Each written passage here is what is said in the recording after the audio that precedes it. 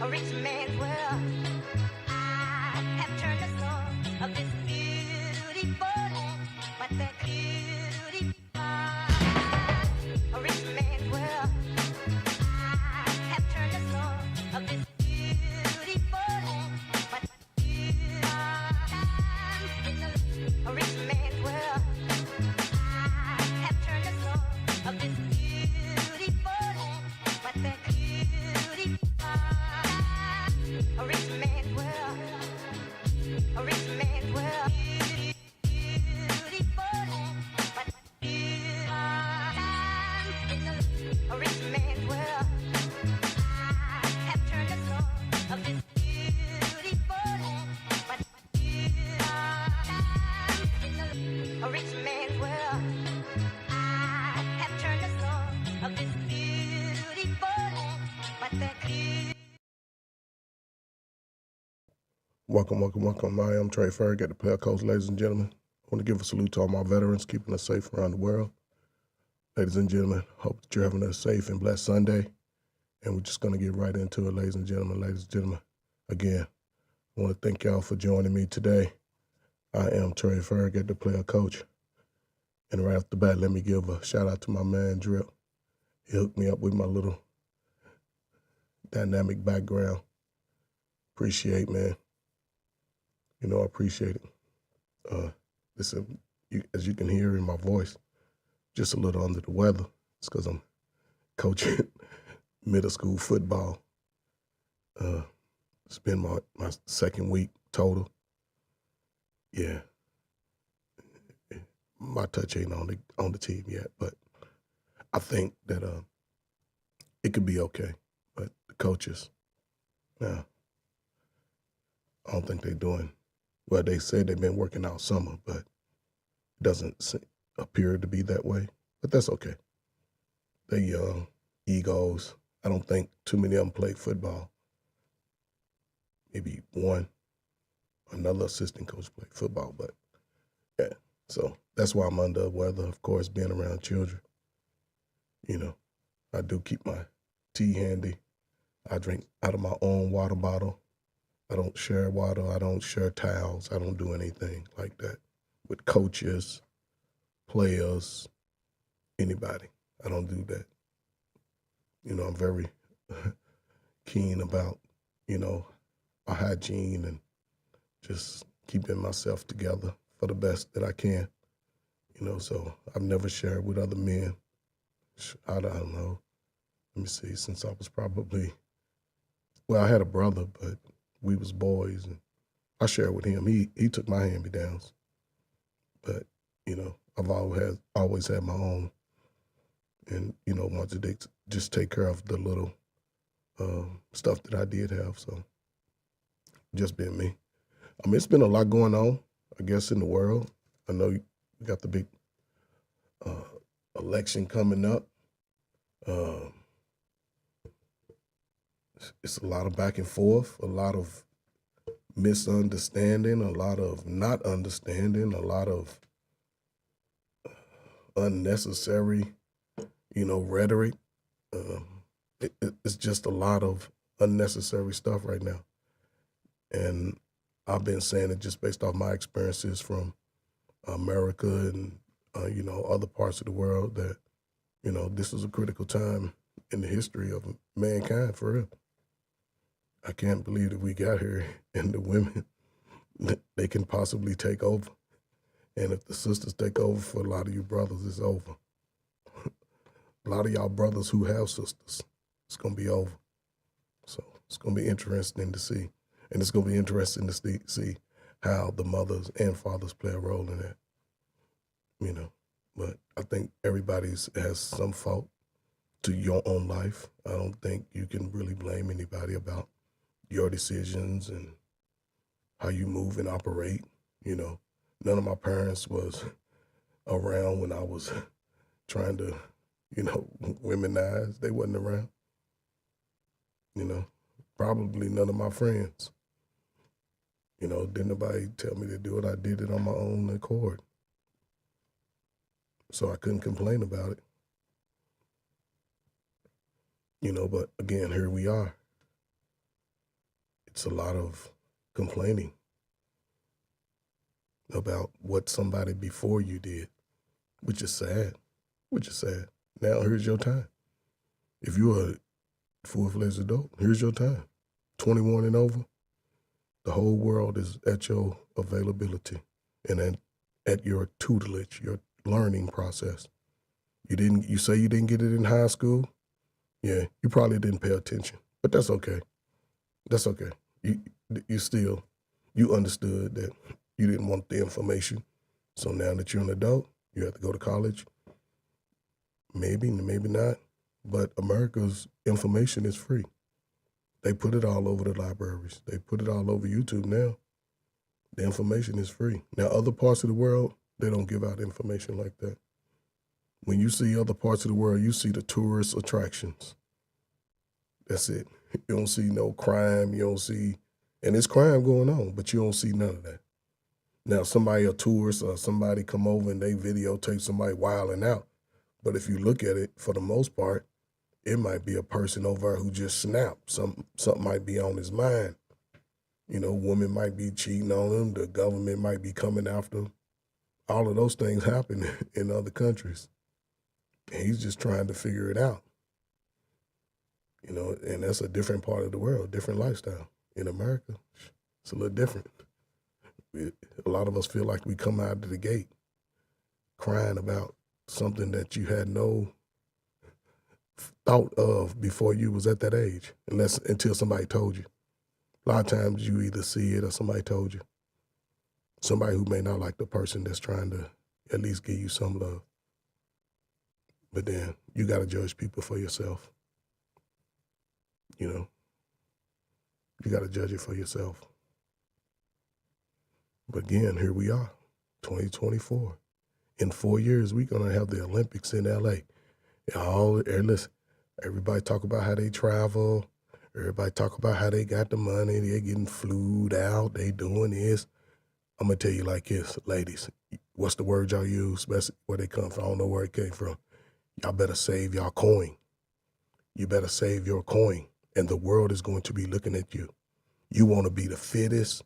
You want to be like your natural hair, have it in some Bantu knots or just have some locks on it. Roll it, flip it. You can do it all. But you better have your money right because the world is coming.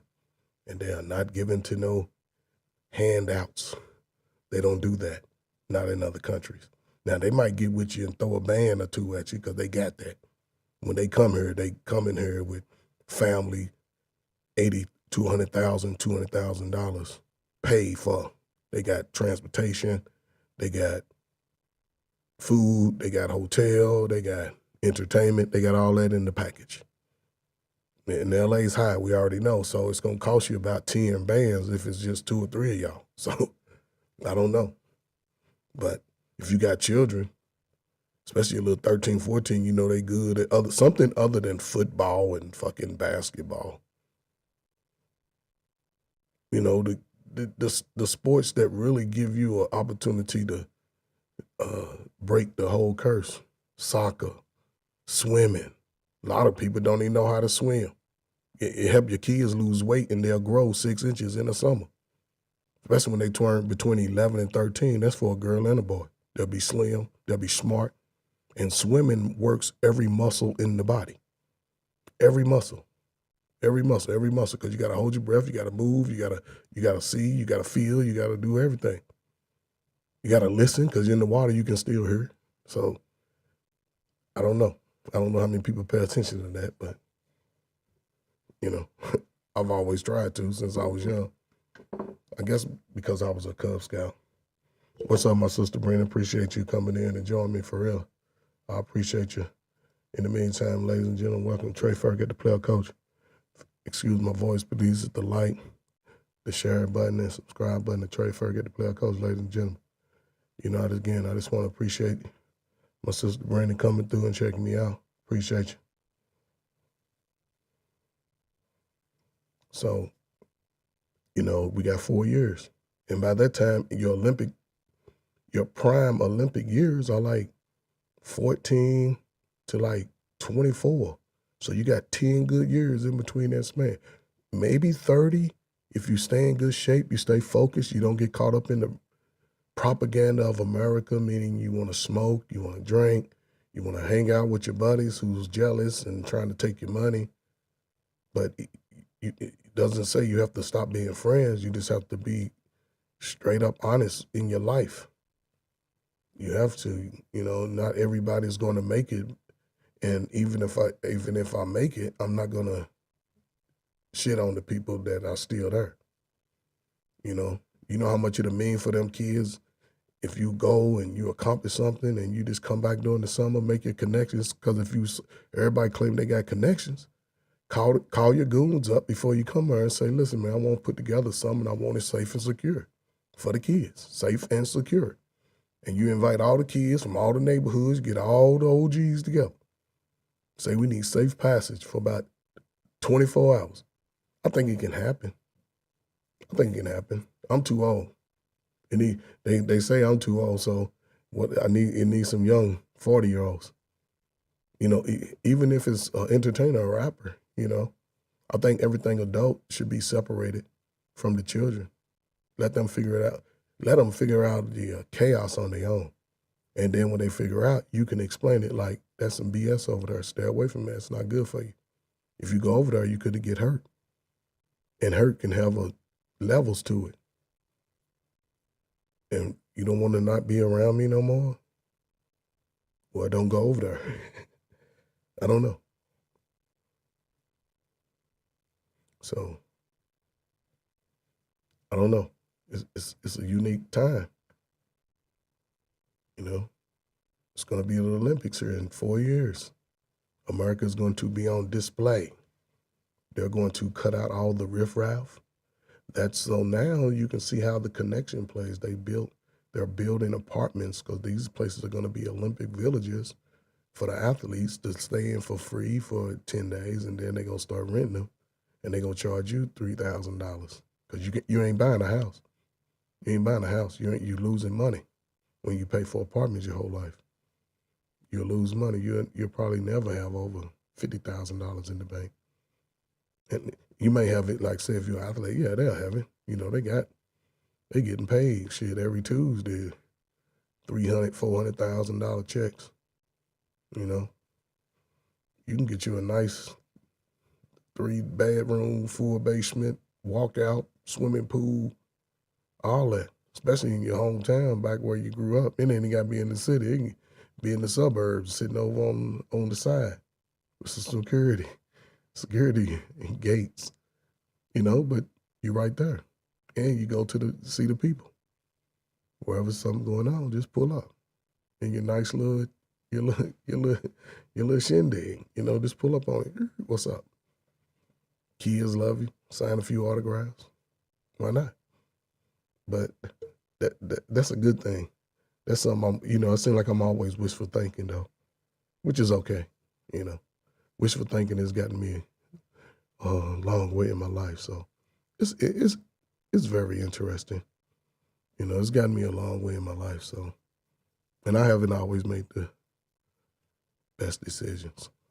Yeah, I used to be, I don't know, I would say selfish. Because there were times when I didn't really look at the other person's feelings. But I was young. And I say that, I'm talking, well, I ain't gonna say I was that young. I was an adult. Yeah, I was an adult, and it was stupid decisions. I didn't do anything to really, put myself under in life. But just looking back on those stupid decisions, had nothing to do with my mother, who was a lovely woman, beautiful woman, had 7 children. Everybody was strong, everybody, worked since they was teenagers. I'm probably the wildest child my mother and father had. I was the one young. I was smoking weed, drinking, chasing girls, had a little girlfriend since I was like, 14 or something. And it was on and cracking. By the time I got out of high school, I had done too much. I still play sports. I did okay in sports. hurt my knee my junior year, but I still did okay. You know, I just appreciate that time having my crazy father there. Again, my father was alcoholic. He struggled with alcoholism, but he worked every day. The one good thing he always told me is work hard. I think he could have accomplished a lot more, but that wasn't my fight to fight for him. I just took what he gave me and my mother, and I just applied it to myself. And as far as women and stuff, I had to figure it out for myself. What could he have told me about women based off the women that he chose? And I used to see my father out in the streets chasing women. But I never ran back home and said, Mama, guess what I seen Daddy? Now, my sisters saw him, and they never said nothing because they knew some of the girls. I had 3 younger sisters, and they saw him. And to this day, they've used him. Used him, which is sad because their life is unblessed because of that. But has nothing to do with me. That's nothing to do with me. I can't live nobody's life but my own.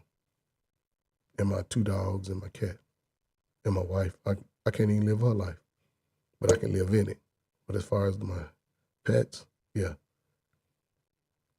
I'm going to make sure they 100%. But, it's just me rambling. It's always, a good day. Every day I wake up, I move slow. I can't lie about that, but I take care of my business, I take care of my business. So this is my 3rd week of coaching, so I'm going to see what happens. It's going to be interesting because it's going to be interesting. But ladies and gentlemen, again, this is Trey Ferguson, the player coach. Ladies and gentlemen, thank y'all for stopping by. Appreciate it. Everybody that stopped by, man, please hit the like, share, subscribe to Trey Ferguson, the player coach. Ladies and gentlemen, again, just hit the like, the share button. So, pay free. Subscribe if you like it. I don't fight over here. I can't fight. I've been fighting life all my life, and the last thing I'm going to do is fight beautiful black people. I can't do that, physically or verbally. I lose my voice trying to scream at kids. I'm not screaming at them. I'm just trying to, yell across the field in the games and stuff like that. But after these last 2 games, I ain't saying nothing for the rest of the season because what I'm seeing is not football. But again, ladies and gentlemen, this is Trey Ferguson, the player coach. I want to appreciate y'all for joining me. We're going to move on to our topics today. I got some crazy topics. We're just going to go down the list and just talk through it. And, I just give my little 2 cents about it. Some of it, I got a little bit of a list of everything. The good, the bad, and the ugly about it. So, ladies and gentlemen, again, just go get right into it. So, there we are. You see the title. Are we really here in time? Are we really here in time? Hold on, let me get my head together. And I do my hair like that because I don't want to be the focus. Don't look at me. You can. It's a funny shaped head. It's round on this, it's round on this side and long on this side. So, but that's me though. Some people liked it, some people didn't. I've always been favorable, close to 500. So I'm cool with those numbers. And that's since I started, but I ain't gonna get into that. But yeah, here it is, are we really here in time? It's a lot going on. Outside the elections, life is still going and people are still trying to figure things out. People are struggling. People are finding new interests. People are, trying to build for themselves, start a new venture in life. People are trying to save money. People are trying to, just do a whole lot of self-improvement. I think a lot of people are really trying to do some self-improvement, but they get bad advice. And they go to the people that know them best to get the advice. Because people that know you best, they judging you on what they've seen of your production. That's how they judging you. That's how they looking at you. So the advice that you get is going to keep you right there. It's going to keep you right there in that spot with them. Because when people are not doing good and they got friends, they want to stay everybody to stay right over in the I ain't going to do so good life category. So, again, we got major events happening. The election at the end of this year. So at the end of the next 4 years, the Olympics will be in the potential president's home state, or at least where she built her career. So definitely going to clean up California. They've pretty much wiped out the homeless. They probably put them up somewhere, but they just didn't, just tell them go out into the woods. But they probably put them up somewhere. They cleaned that up real quick. And it's going to be, and the sad thing about it, it's going to be for show. When America should include everybody in this rebuild. It'll be a great time. Brothers have to be included in that process. But brothers have to be willing to get out there and work in it. So, I don't know. Women, if y'all don't make a deal, y'all going to be the ones left out. Because a brother can find another woman all over the country. And hopefully they like y'all. But you got to go natural. I'm telling you, don't think you're going to put up on other cultures and other races out in those, because they're going to live with their people in those areas. And you ain't going to be able to wear all that extra. You got to be natural. They're going to show you how to take natural, But that's just me. I could be wrong, though. But we'll see. We'll see. So, again, are we really here in time, ladies and gentlemen? And I just got a list of things I'm just going to go by and just click on them and just see where we are. Give some, I'm going to work it like information and then positive, then chaos, then end with a little positive, So I don't like to end with chaos. Just like to build it. It keeps the flow sort of, well, if I was working with people, and it keeps, believe me, it keeps the flow sort of building, even outside of that, they can come back and have something. So, yeah, here we are, man. So I'm just going to go down the list. You see the picture. Are we really here in time? So, again, it's the end of the week. Here we are at the end of the week, ladies and gentlemen.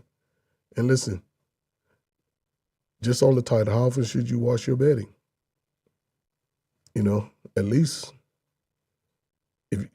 I'll say this before I answer that. A brother, you should have 3 to 4 sets of sheets, 3 to 4, at least 3 to 4. And maybe if, it depends on how active you are, you might not have to change it except the end of the week, rotate it out. You have to do that. Just fold it up, put it in a nice little closet or something, and keep it in a bin or something, just wash it, dry it, fold it up. I don't know, a lot of it's crazy. A lot of brothers and sisters don't fold their clothes. It's weird to me. I've always been a folder since I was a kid. And my parents didn't even make me do it. I just watched my mama and I just learned how to do it. I used to go shopping when I was like 14 by myself, and I learned how to fold my shirts and underwear. And I fold out all of my shirts. I tie my socks in a knot, small, a little loose knot. And I fold my underwear, I fold my T-shirts, I fold all that. Like my dress shirts, I hang them up like little sports shirts or something, I just fold them up. But just like bed linen, you got to know when to wash it. Now pillows, they make pillows so flimsy now, you wash them one time, you just kill the whole fluff. So, you might want to rotate out every 6 months, get you a couple of cheap pillows. Depends on how you like to sleep. I'll say get one of those firm gel pillows and then just get you a nice fluff pillow, and just find the balance. But that's up to you. Comforter twice a year. Again, get you like a spring comforter, maybe 2 spring and a winter comforter, something like that, maybe 3, so you can, again, just being able to switch it up. I don't know, everything is so high now, but, I always kept like 3 to 4 comforters, and about I had about 4 or 5 sets of sheets with the pillowcase and the sham. I ain't never changed the sham. I just changed the sheets. And I always use both sheets. I always use both sheets when I make my bed. Oh, sorry about that. I knocked over my remote. But, just your mattress, you see it said vacuum about every 3 to 6 months. Yeah, because when you're sleeping and you're moving, sometimes you sweat and you dry, especially depending on what age you are. When you're young, you just move around the bed freely. You ain't really caught up in, health, and you ain't really having too many health problems unless you have been diagnosed with health problems. But as you get older, late 20s, 30s, your body start going through sort of hormonal changes and stuff. And you might sweat. So like some people sweat, some people don't. Depends. Then you might get the cold or flu. Then you want to sweat that out in your mattress. You might be getting some cake. She sweat and you sweat. All that's building up, and over time, it just becomes, when you start smelling the odors, But again, it said vacuum out. Vacuum it every 3 to 6 months. But also what's good, if you're going to wash your sheets and your comforter, just leave your bed out to dry. And then let the moisture that's on top of the mattress dry up. And then you can vacuum it, but you got to keep a special brush. You don't want to use a floor brush on your bed. So you might just have to keep a extra brush, or you can get one of those lint rollers and just keep it specifically for that. And get you a light bristle brush and just brush it out. I always like to do the hand version. I never would have saw myself using a vacuum. Now they got the fancy hand ones, but that's cool if you got one. But if you've been using it on your car, do you want to use it in your bed? I don't know. Like your mattress topper, yeah, you can get, if you got one of those, just take it out, shake it out. Because if you got a topper, all of your sweat's going into the topper. So if you're going to wash your sheets and comforter, just keep it out in the open. Just let the dryness, the moisture evaporate out of it. Really simple, because it's funny, I used to make my bed all the time when I was young. And then when I went to the military, they taught us this technique with our sleeping bags. Just roll it up on the sides, make it look like a canoe, and let that open, because them sleeping bags was warm. You talking about sleeping bag that was warm, but it was buffy. It was puffy and buff. You had to roll it up and tie it up, and carry it on your backpack. So, but you had to be able to do that. And they used to tell us to keep our sleeping bag rolled up like a canoe, and that's how I always did it. And even as I started applying that to my real life, keep my sheets open and everything. It's all sort of plays in the same dynamic. What's that? Like the little insert, I don't know what that is, twice a year. I guess it can just be a little barrier between the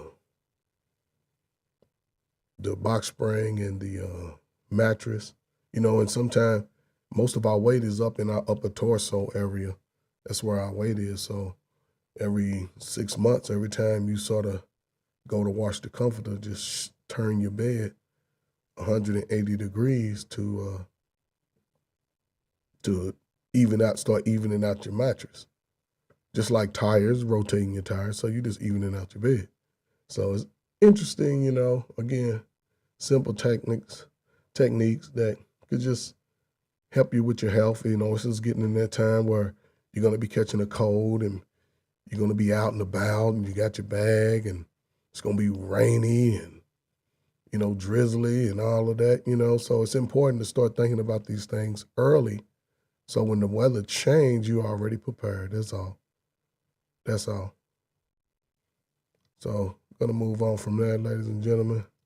So now we got the simple cleaning. In the morning, wake up, make your bed, wipe down bathroom counter, especially after you brush your teeth and you got your little water flying everywhere. If you're just using a wash rag, wipe your face. Just wipe it down. I guess you can use some paper towels. Just don't keep your counters clutty. If it's clutty, then you're not gonna wipe it down. You're gonna come back to the same mess, and then you'll never wipe it down, and the mess will just build up. Empty the dishwasher. I never use a dishwasher. I just always wash dishes. Me and my wife, we just wash dishes. I've never used. When I was growing up, we had dishwashers in our house, and we never used it. I think we had to think about 8 to 10 years. We never used it. It became a magazine rack, I think. We never used it. My mother always told us, just wash it by hand. And I'm not a big chemical guy, but it's good if you're on the go. That's okay. Some people like that. But I like to make sure I make it squeaky clean with my own muscle, elbow grease. Keep my shoulders moving, just keep the blood flow. So I don't think I'll ever use a dishwasher. Now, if you do use it, again, in the morning, just empty it. Just put your dishes up. But this will cause you to be disciplined. You have to be on a regimen. You can't just be, setting plans and schedules and you're not disciplined. However, if you can discipline yourself for a short period of time, maybe a year or 2, 3, 4, just like whether you're going to college or whether you're going to the military, are you learning a skill or something, regardless, whether you're going to the medical field or whatever, social services, or engineer, if you can discipline yourself for that time frame, the life benefit is beyond me even trying to put a number on it, especially for you. It's not for me, it's for you. But how many of us today are willing to put that responsibility on themselves and go out and try to make it happen? Take out your trash. Now, you can take it out in the morning or at night, but I would just take it out at night, check around your surroundings, see what's out there. If you ain't got no heater, then, take your long, sword. Take that out there with you. But it's up to you. Sweep and spot clean floor. Yeah, if you got the little laminate floor, man, just get your little broom set and just go and sweep it up. Especially if you know you're a crummy person. Declutter living areas with basket. Yeah, if you have clothes, get you a laundry basket. Get you one laundry basket. And what I used to do is if I was shooting ball or working out, coaching, come back sweaty, just have your little hang off to the side. You can hang it on the door hinge, but let that, like if it's real sweaty, you wring it out outside. But then once it's just, has the dampness, just try to hang it up somewhere so the sweat can get out of it and it'll dry up, and then you can wash it. Keep it separated until you're ready to wash it. You don't put it with, especially if you musty. Yeah, don't put that with your clothes you just wear to work or just, hanging out in. But again, it's different for everybody. On Monday, deep vacuum carpet. Yeah, if you got get your little vacuum your carpeted rugs, yeah. If you have just hardwood floors, you can sweep it, especially up under spaces, couch, chairs and stuff like that, Yeah, toilets. And these are days because Monday you're just doing the vacuuming. Yeah, but you can do that Sunday too. Because once you start getting your regimen down packed, a lot of this stuff you'll be able to knock out the same day. Because once you get it clean, it has to stay clean. That's how I always looked at it. Now, I'm not saying for everybody else, but once I got it clean, it always had to stay clean. I couldn't have it get dirty. Now, it could get dirty, but at the moment, as soon as I'm done getting it dirty, I'm going to clean it up. Because I don't have nothing else to do, so I might as well just knock this out. I'm saying? It may not be that day, but immediately the next day. Immediately the next day. But I'm always cleaning as I go. I don't know how many people understand that, but and I had to show my wife how to do it. When you cooking and going through, you just clean as you go. So once you get it all, each step prepared, you just clean the spot previously and Go to the next. So when you get through and it's ready to go in the oven, you're good. Everything is already clean, prep. Now to just sit in the oven for however long a time. Bing, you get it out. Dishes are clean. You got your pot. You eat. You just wash the dishes that you use. And sometimes, we use paper plates because it's just us two.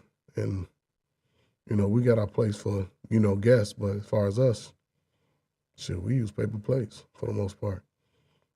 And that keeps a lot of stuff down. Now, if you got kids, you want to use plate, just get them some nice little plastic plate sets. Get about 10 of those. Walmart sell those. But, you just discipline yourself a little bit ahead of time. It pays off. Helps you save money too. Thirdly, like I said, if you got laminate floors, if you clean your toilets and your tub, you should mop the same day. Because when you clean the toilet, you should, old school way, you had a big long rubber glove. If you're afraid of your own shit, then something wrong with you. But, you have your Comet in your hand and, your green pad in the other, and you pour it on there and you hit the top real good. Then you get up under the rim and then you get down inside. Then you get down inside the bottom at the last. Just make sure you got a lot of Comet. And you rinse that out. And then you can hold the green pad in the water, and while the water's running down, it's going to rinse some of that yuck out. And then you just hit it again, do the same thing. Start from the top, wipe it down in the middle, on the sides, all the way down to your little hole. And just make sure, and again, flush it, rinse it out again. If you ain't got to wipe out the outside, just look at the bottom and the side. Because a lot of dudes, you motherfuckers be peeing on the side of the toilet. I done been on some dude's house, man. It's like they got a whole family of shit on the toilet. Like, what the fuck is this? And I'm supposed to follow up behind the girl he dated? It don't make sense to me. I'm supposed to let him influence my decisions? Don't make sense to me. So I looked at little crazy stuff like that because of somebody's place where they slept and ate is cluttered and unclean. Then why would I want to? I couldn't do it. Never. Couldn't do it. But again, Friday, swing day. You done took care of your responsibilities all week, especially on a payday. You done got paid.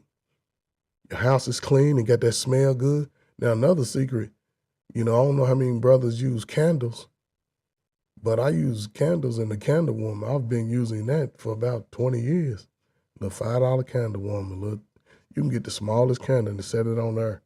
Then when you got a little guest come over, take the top off, turn that little button on, it's going to heat it up. And the smell goes throughout the whole house. See, incense, I don't like the smoke residue.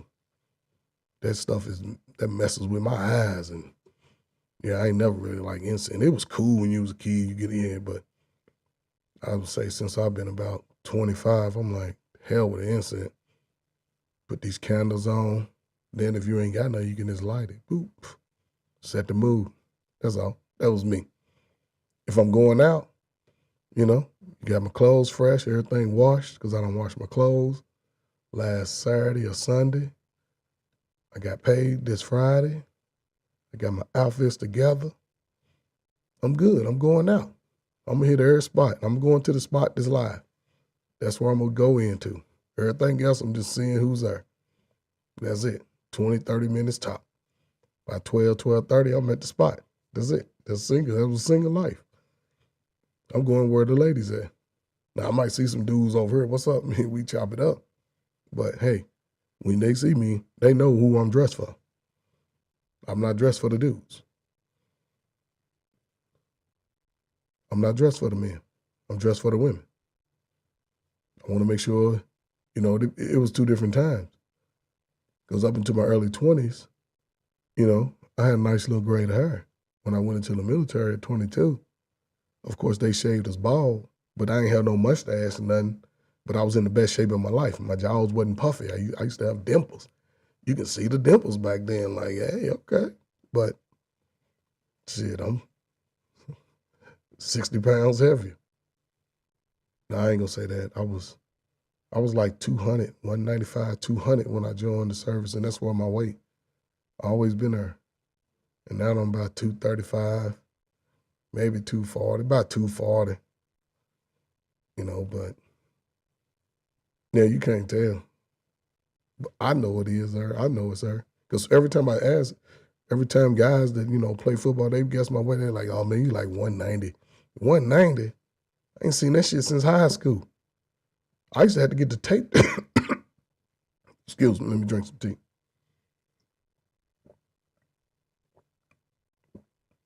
I used to have to get the tape test in the military because I was like 12, 13, 14 pounds overweight.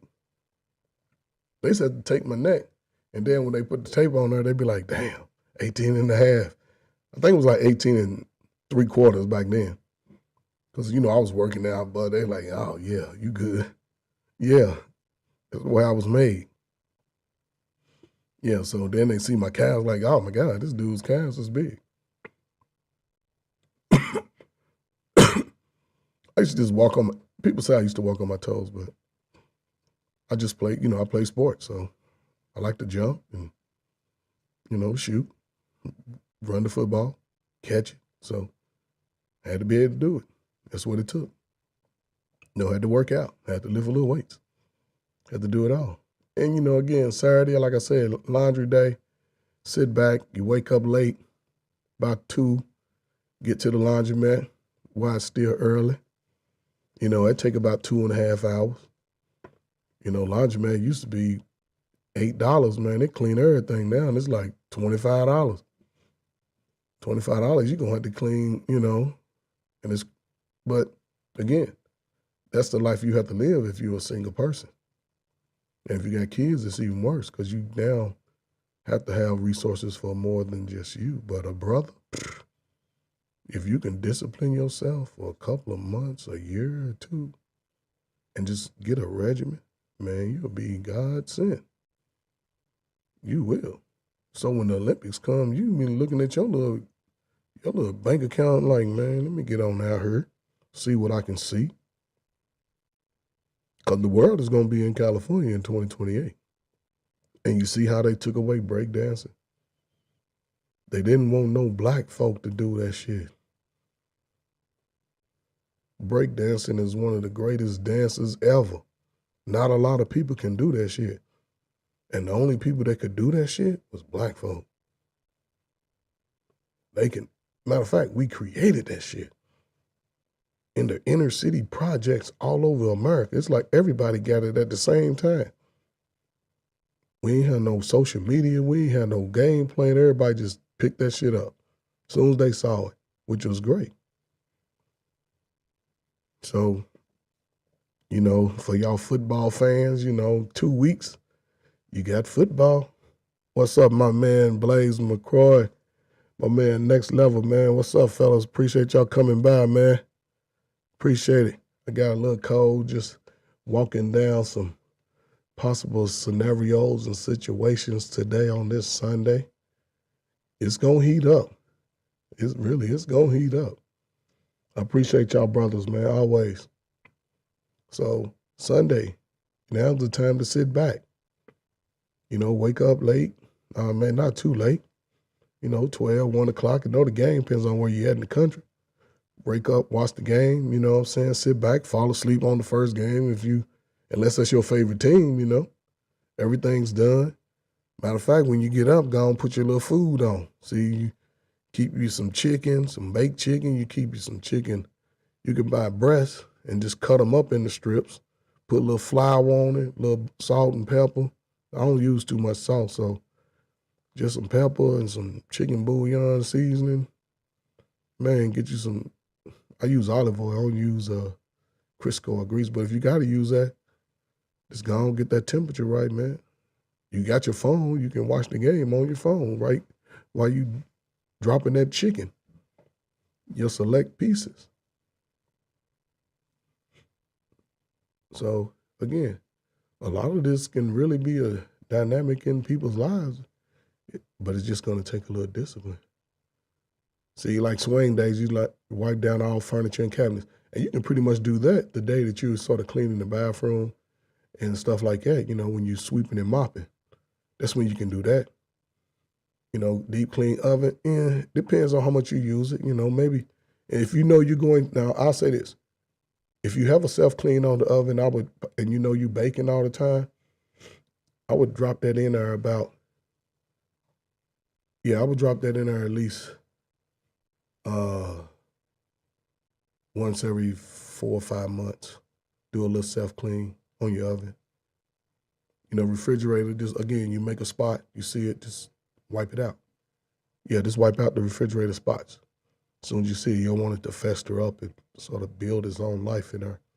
Walls, and if you got a house, if you frying chicken, just make sure you take a hot water rag, just wipe down those spots where the grease is. Molding indoors. And this is something that used to take place back in the 80s.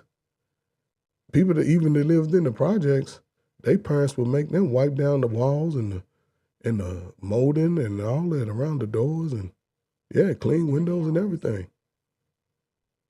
And if you could tell the kids that learned it and the kids that didn't want to, because the kids that didn't want to, them motherfuckers grew up nasty. The ones that wanted to and learned it, oh, you go over there, their place is 10 times cleaner than it was when they was kids. And they gonna follow these regiments and keep it that way. Ain't gonna be no build up of clutter. Ain't gonna do it. Refrigerator again, just get it when you see it. Walls, I don't see it. Spot clean, upholstery and rugs. Again, you can just vacuum when you cleaning up. Especially places you don't go a lot, you ain't really got to worry about it. But if you got high traffic, every you have high traffic on carpet, vacuum it up. Any area you have high traffic, vacuum it up. That's what you do. Or get you a plastic runner over, especially in the wintertime. Get you some nice waterproof doormats. Home Depot. Again, a lot of stuff that used to be $8, $12, now it's $16, $25. So it's a different time, a different financial process. But again, man, just simple cleaning days you should clean. No particular order, whichever day works for you. But just start doing something a little different. The weather's changing, the seasons are changing. We're going to be going into our cold season, so you see, I already got a cold, and that's how I do. I used to get it every other. This is my first one. This one right here is since, 2021. Yeah, so I expect I always get it at that change of temperature. Now this is the fall switch, and I'll get one on the spring switch. That's how I've always done it since I was a kid. I had pneumonia for 9 weeks. My mother said after I got over that, I was a baby too. She said I ain't never really get sick, just besides a head cold. So I've always just followed that. So again, just some little tips on how to just get everything together. Now, this is a video, which is crazy. Now you see it's just cows there. Just some old cows there.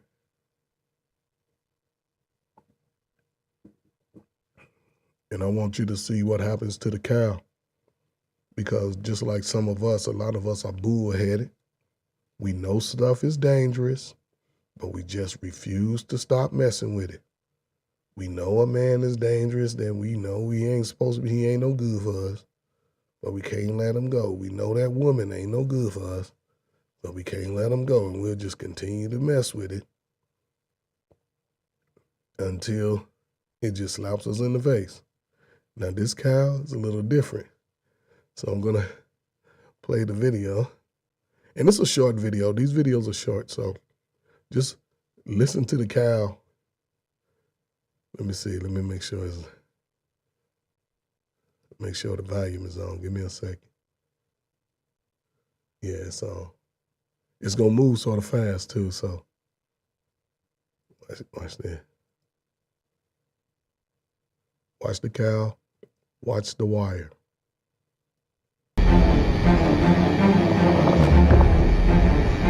You see The Wire? Now, The Wire is definitely too low. However, it could be planned by that farmer so the cows won't get a notion to jump over the fence. If something spooks a cow and animals like that, they'll get out of there and they'll jump that fence. They'll at least attempt it. Whether they can make it or not, a cow weighs damn near 2 tons. That's all they do is eat all day. It has 2 stomachs. And it'll hurt itself. So those cows are money. And you see everybody else is sort of just over chilling in the background, looking at them. Look at the bull looking at them. What's that over in the back? A horse? So everybody's in their lane. And the bull's like, I told his little ass to stay away from her, but he's not listening. So watch this.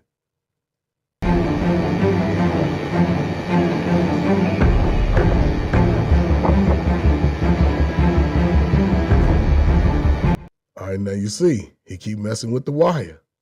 He keep messing with it. What's up, Fred No Mortars? Appreciate you, sister, just stopping by. Appreciate it. Yeah, I'm just walking down some crazy videos and stuff like that. I don't do no fighting. I go on other people's channel to fight. It's enough of that. But yeah, just some old crazy videos. I'm just walking down, just talking about how it's gonna happen. Watch this line right here. Watch the little electric line the cow keep putting his tongue on.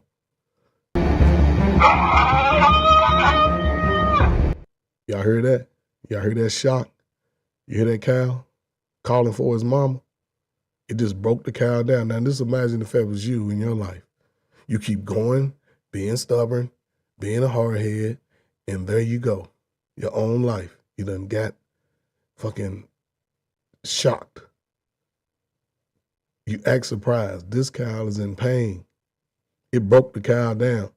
And you see, notice, the other cows, watch this.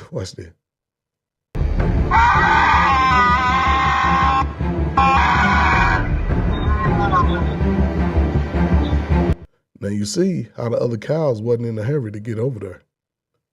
They understand what that sound is for that cow. They know exactly what it is. They know it was the wire. They've all experienced it. That's why everybody, you see the bull didn't even move. He's like, I'm not even going over there. And everybody else was reluctant. Yeah, those are all cows I see because I thought it was a horse. Yeah, they didn't even run over there. Because typically if they understand that those similar animals are in pain, there's different calls, the distress calls, and they understand the octave, they can know what it is. Like we know if somebody's crying, then it might be in some pain.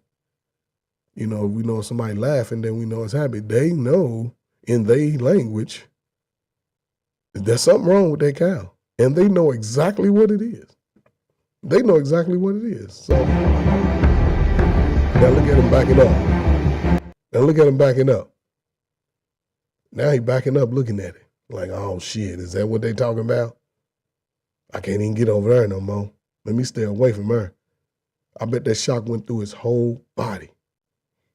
And I think it's a young bull too, but the old bull, he didn't even move. He didn't even move, which is, he understands the call. But you think he learned his lesson? Do we learn our lessons when we go do that? Do we learn our lessons? You know, so we have to learn our lessons too. Once you get shocked the first time, once you get burned the first time, learn your lesson and move accordingly. Do not keep going back. And if you see somebody else like this cow, and you already know what the pitfalls can be, learn your lesson. Stay away from it. Stay away from it. So now everybody's back to normal, right? Everybody's back to normal, right?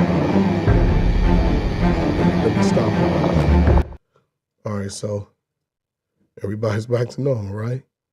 Now, I know y'all saw this right here. So in this scene right here, this is that house in Missouri that blew up. Look at the house. Look at it. That's about 5 acres of land, nice little piece of property. Somebody could be trying to buy that. You got like about 700, 1,000, you can probably get that whole little spot because they going to get it all together. I think they said they found 2 bodies, husband and wife. I wonder if they're going to say what caused it. I wonder if they're going to say what caused it. Could be gas. Don't know. Could be electric. Can't really tell. But I don't know. The house is like, it seemed like a hurricane and a tornado came through her. And somebody said they heard it from miles away. The doors and the windows. And ain't that crazy? Miles away. If I would have heard that, I would have thought it was the beginning of World War III. Yeah, because I'm paranoid like that. Like, what the hell? And you can't see it. You don't see no smoke. You don't see nothing. Yeah, you don't see nothing. You're like, what is that? And then you come to find out this house disintegrated. Look at the rubble all in the back.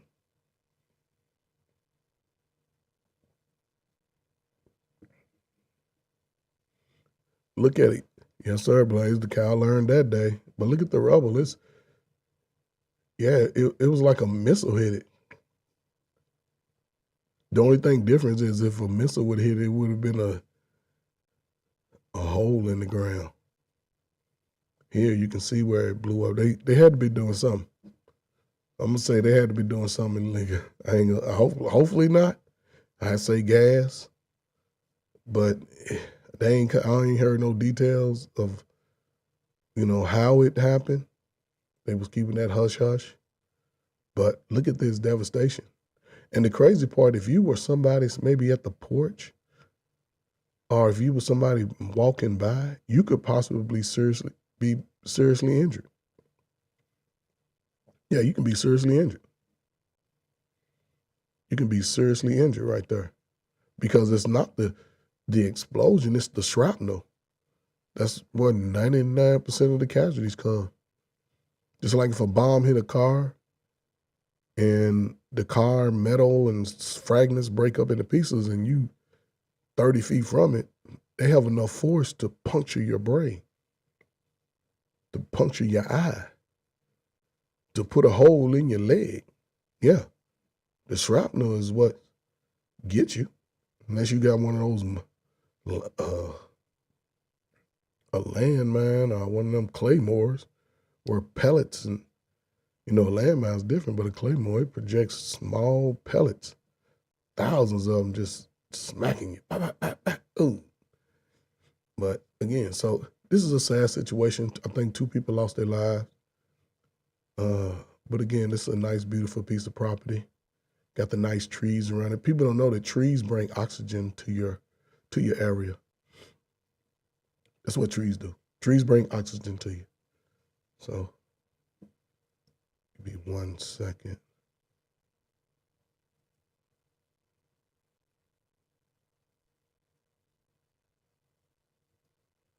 Ladies and gentlemen, give me 1 second.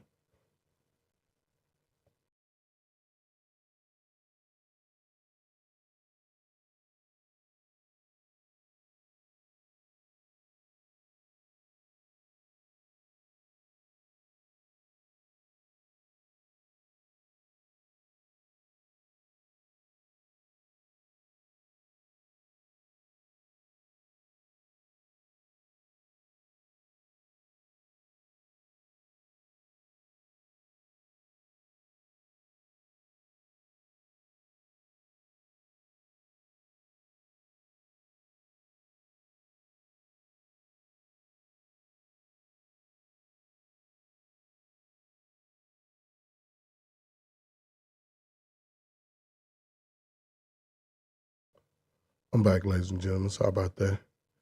Had some things going on, but ladies and gentlemen, in the meantime, ladies and gentlemen, want to appreciate y'all for stopping by. Everybody just giving me some love and attention. I appreciate it. I really do, ladies and gentlemen. Get out of here.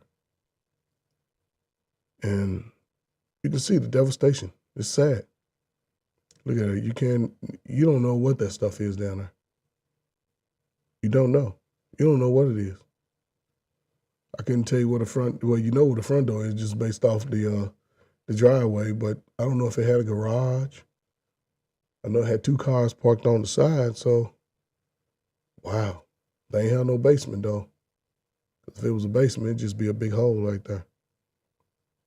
Yep. Ladies and gentlemen, please hit the like, share, subscribe to Trey Ferg at the Player Coach, ladies and gentlemen. Hit the like, share, subscribe to Trey Ferg at the Player Coach, ladies and gentlemen.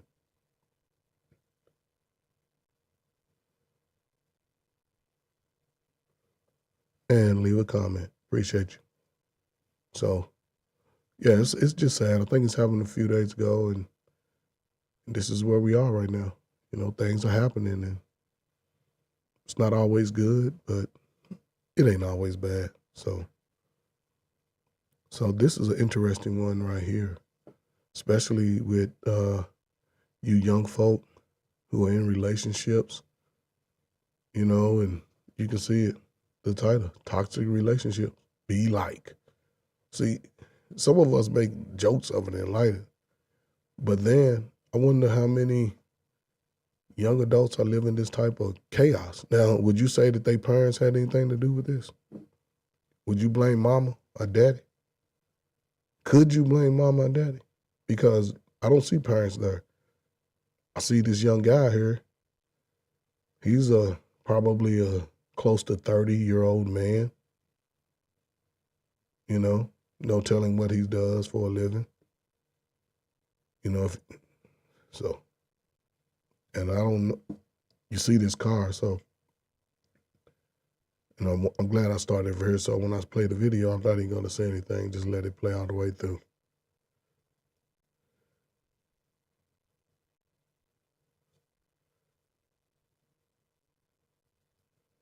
Hold on 1 second.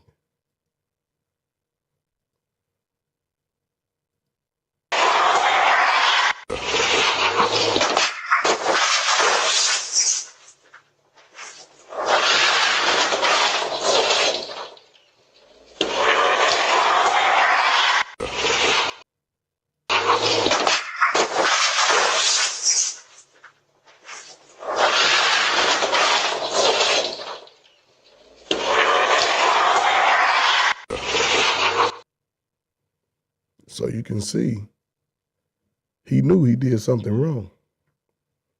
Yes, for no more. That was crazy. As you can see, he knew he did something wrong because one, did he yell out? Anybody hear, oh? He didn't even make a sound. And the fact that she came at him with a 5,000-pound missile, and if he would have moved the wrong way, would he be walking away? With this impulse, and it seemed like she hit other property because she came up on the curb. It looked like she hit that building too.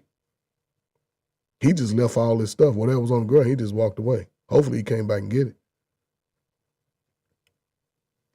But the fact that she hit him with a 5,000-pound missile, and you know he was on some BS, and you see his foot. Look at his foot. His foot is bent over, so you know he wasn't ready for it. I believe he might have been drunk. I'm not going to make the assumption, but the way he was responding, he could have been a little tipsy. And the young lady, well, maybe it is a young lady, maybe it isn't. Can't tell. There's people that sneak and slide on the backside, but they appear to be hard. They appear to be hard.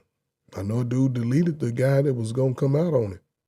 He was taking, you know, when he was inside, he was getting his rocks off on the guy. And the guy was like, man, we out here now. I want to be with you. And he was like, no. And he took him out and then deleted himself.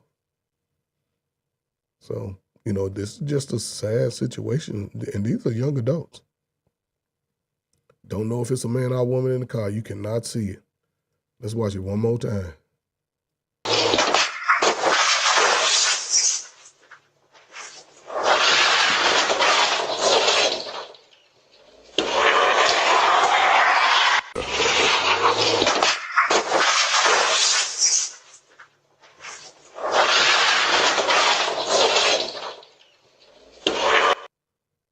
Man, it looked like she busted something up against that wall. And he hit that concrete, plus he hit the curve. That means that curve, that sidewalk is that edge is sharp. Because it don't move. Concrete don't move. You can't bounce off of concrete unless your body's doing the only bouncing. And the fact that he hit it on his ribs and got up, now he'll feel that tomorrow. Because, I don't know too many people that can walk around and say they got hit by a car. I don't give a damn what you say. You show me 10 people. But you have to spend the rest of your life trying to find those people. Because it's few. I know one or two. I think I know one. And to get up and walk away like ain't nothing happened. Yeah, it's written on orders. Go back like they just been lovey-dovey for the last 20 years, which is toxic. And people spend years living like this, which is scary. Because, Lord Jesus, if there's any children involved, the children seem to take these things to the next level. No pun intended, my brother, next level.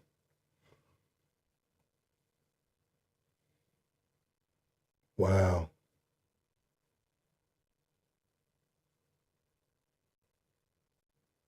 Damn. That's what I'm saying, man. I don't know. I don't understand, especially the black man. You got to live in your godly energy, your righteous. I'll say righteous. I ain't gonna say godly. Just say righteous. But once you go through this type of experience, are you willing to better yourself from it? That's gonna be the true tale of the tape. Can you look back on this type of experience in your life and be like, man, I was stupid. I should have never been doing that. But thank God that's over. Now I can do this. Now I can do everything I want to because I gave up that boyish mentality. I gave up that child mentality.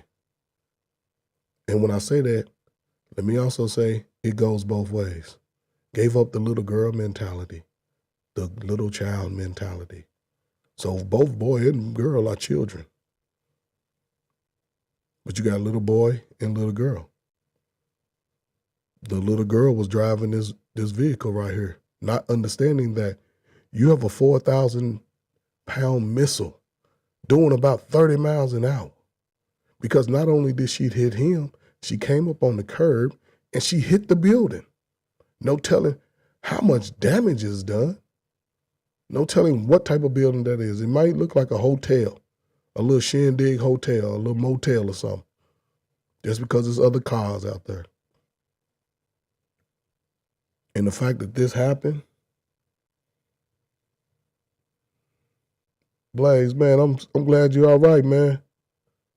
Yeah, you feel it, man. It's like it's a joke.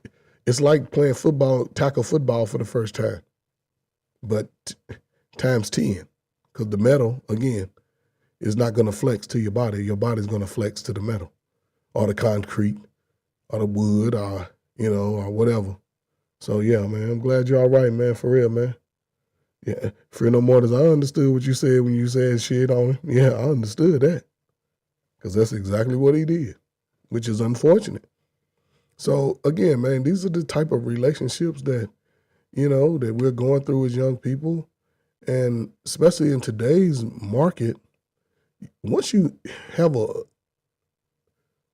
incident like this, it's time to grow up. It's time.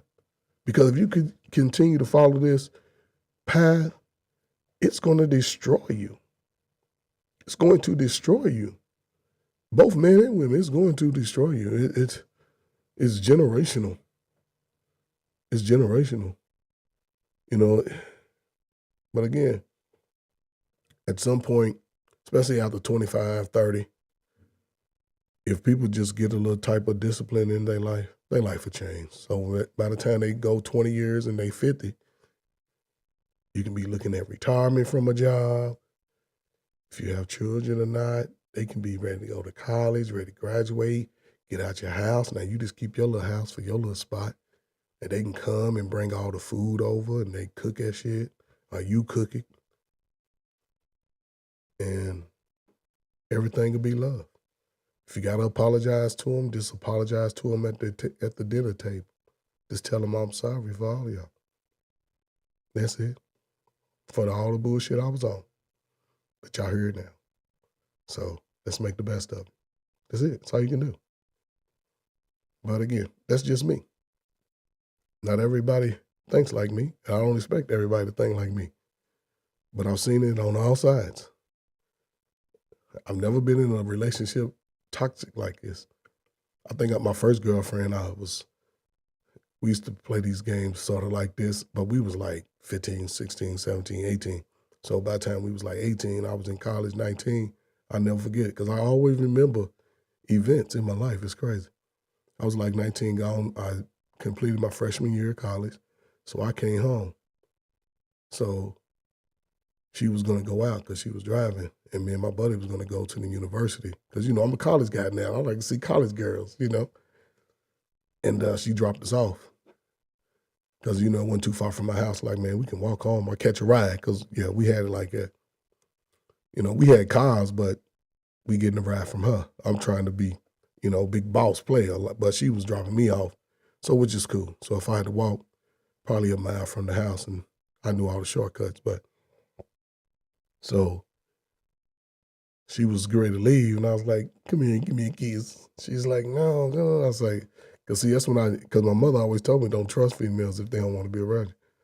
So she was like, get out, and I got out, and I was like, give me a kiss. I leaned in the car, and she's like, pulled off. She went like 10, 15 feet. I'm like, what the fuck?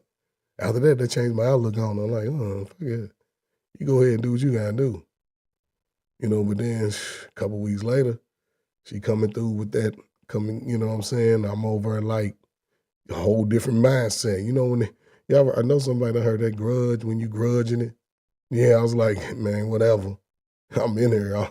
You ain't getting no lovey-dovey, no kisses, no that. Ain't doing that, none of that. You know, so, but it was different. It changed after that. From that point on, I think I was like 19, yeah. I was like, well, she don't want me, then keep it moving. I'm not gonna fight you. I'm not gonna argue with you. You know, I'll have a discussion. It might get a little heated, but I'm not gonna call you out your name. If I gotta do that, that's too much. Like I said, I grew up with women. I had 6 women.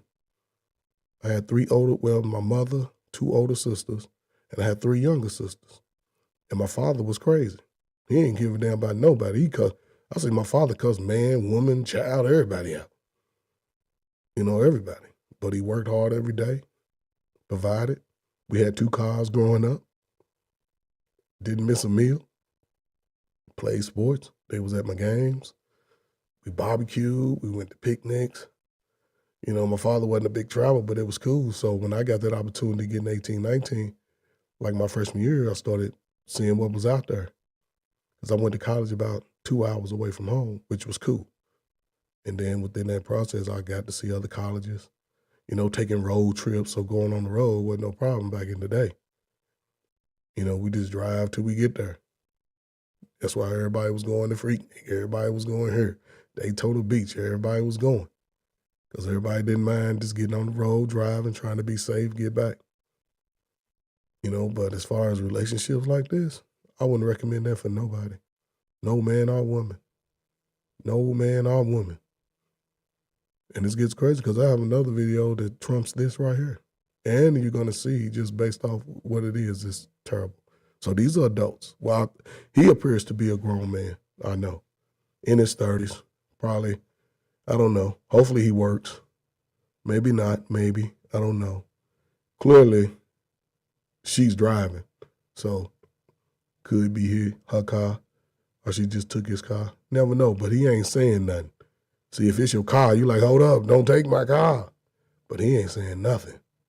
So he must have did something really bad because he was flipped. He was flipped in the air down there and could have lost his life. If his head would have hit that ground, he ain't had no hat on. Just think if his head would have hit the edge of that damn curve right there, coming down, would have been ugly. So, again, we're going to play this one more time.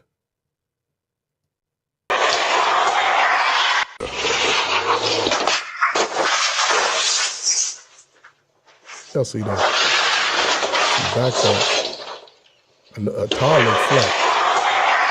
A tire look flat. So, yeah, it's crazy, man. So we're going to move on from that. Let me see. Now, look at this right here. I know some of y'all probably saw this again. I don't know what the hell's going on. Again, young adults, probably in their 30s. You know, salute to my crack era generation, because y'all MLs be tripping. I don't know what. Y'all must have had some bad milk. Similac must have been messed up back in the day. I believe they might have put it in the Similac. Because I remember that time they was making a big deal out of Similac. They was pushing all the women to give them the formula and not breastfeed. So they know what to do. Yeah, they know what to do, because when you breastfeed, you need to pay attention to your child. You got to make preparations. So again, when that crack hit the street, they took everybody out into the streets. So you ain't have time to breastfeed. So you give them the Similac. You're on the go with your baby. You know what I'm saying? And a lot of those kids at the time, here they are. They're adults. And they angry. I'm going to always say it. I can tell by most, I can tell their demeanor on what genre and what is that generation they in. Now, I don't know the newest ones and the Gen A. They kids to me. Motherfucker under 25, you a kid. You're a kid. You're a kid to me. You know, I'll respect you as a person, but as far as taking your advice, never. I would never do it, ever. And that's not out of disrespect. But I don't need what you got. I don't need that. You know, you have to teach those that are around you and the younger kids. You can't teach me anything. You can show me some new stuff to avoid, stuff like that. Now, if you bring some business, some barter, then I can roll with that. See, I can roll with that. You know what I'm saying? But as far as me giving you anything, no. You got to pay for it. You got to put it in the work. Just the way I operate. Not everybody operates like me, but that's just me. So again, 25 and under, no. You're a child. You're a kid. Get all of your information. Avoid your pitfalls. Become skilled. Be able to communicate. Get physically in shape. Mentally in shape. You should be in the best shape of your life at 25, men and women. It doesn't matter to me. I don't care about all that. If you ain't exercising, what can you tell me? If you ain't flexing your muscles, guys, you can't tell me nothing. You can't tell me about women, because y'all apparently can't get none, whether they want all this or not. Apparently you can't get none. Y'all go to the club, y'all stand over in the corner.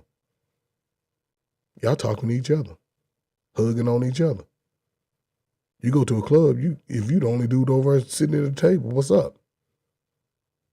How y'all doing? Oh, y'all don't like me? Okay, I'll be back. You slide over here, what's up?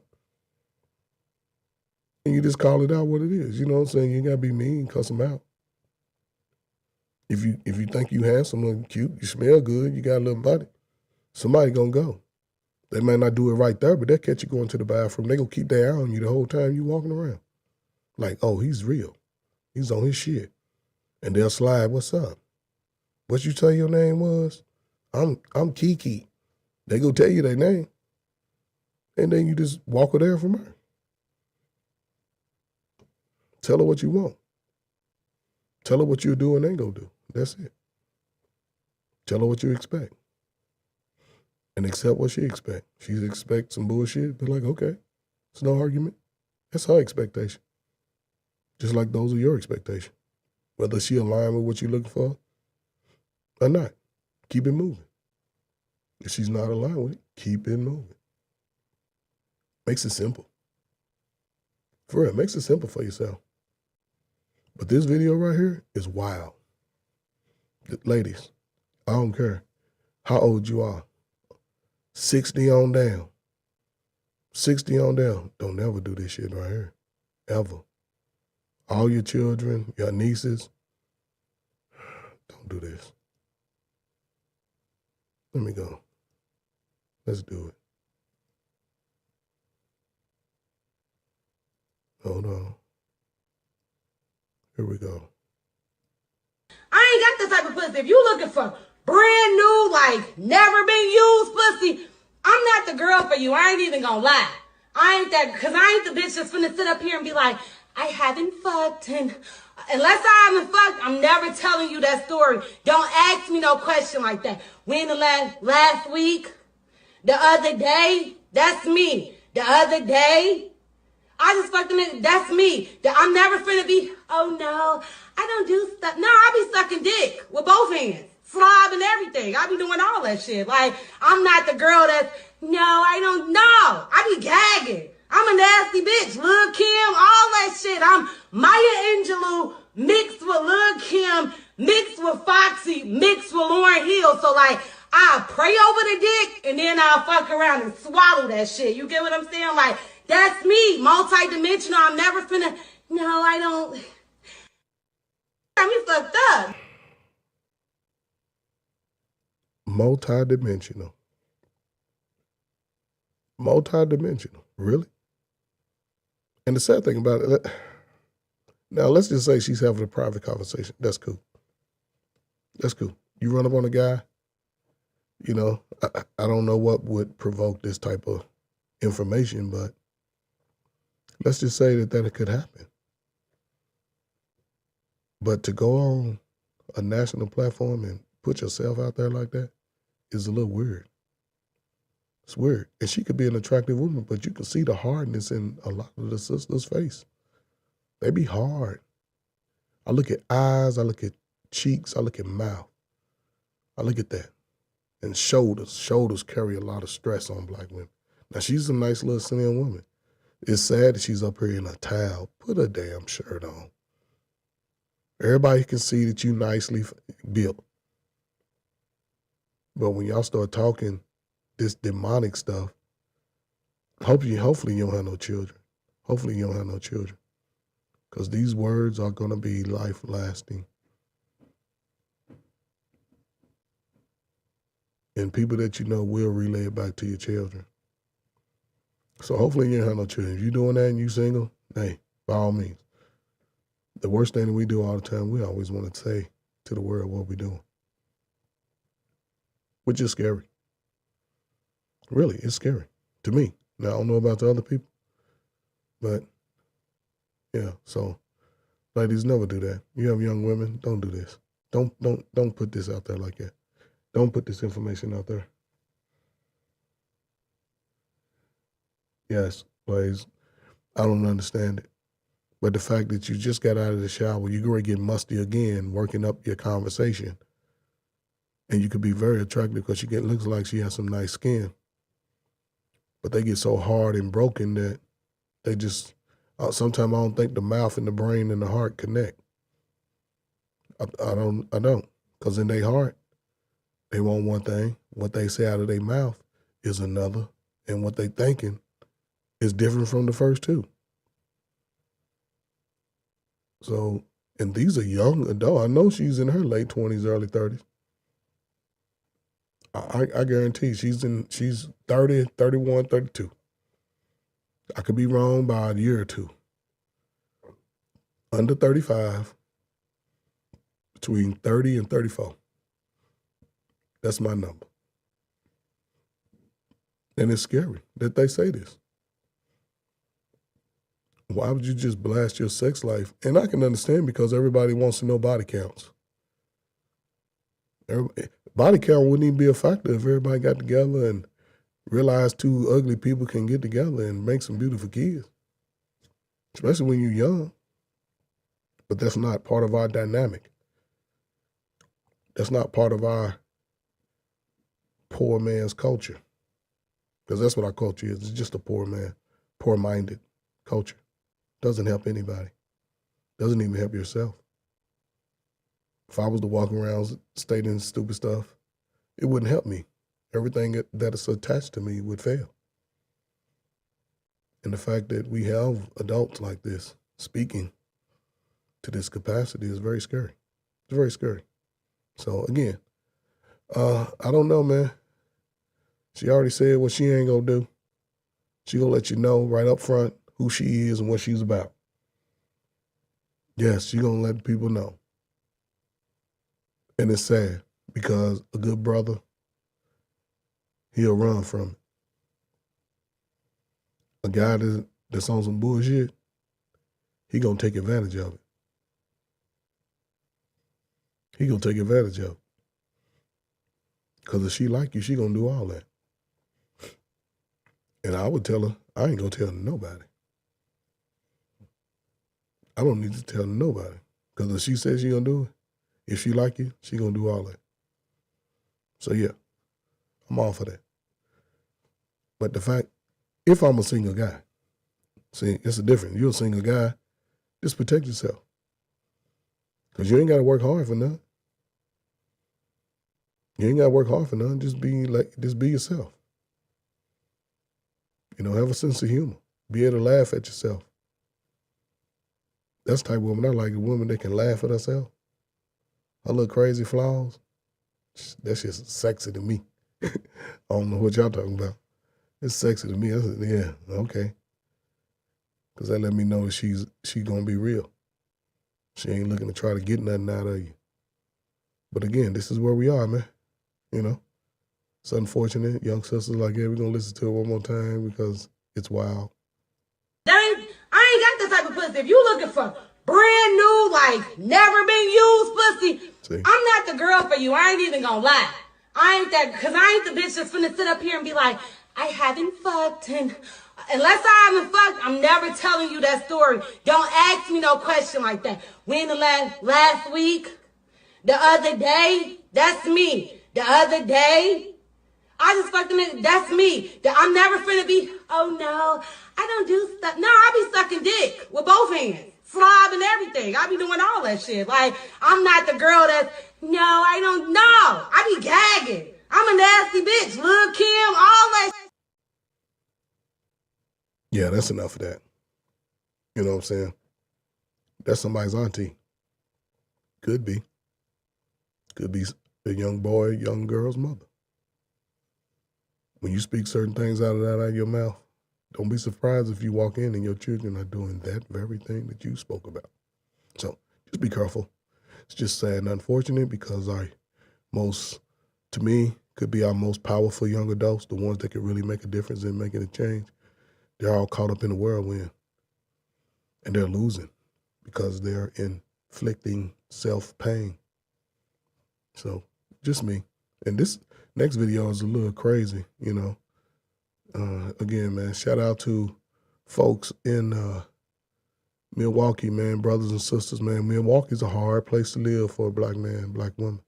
It's Milwaukee, Minnesota, those two states right there are some of the top in welfare.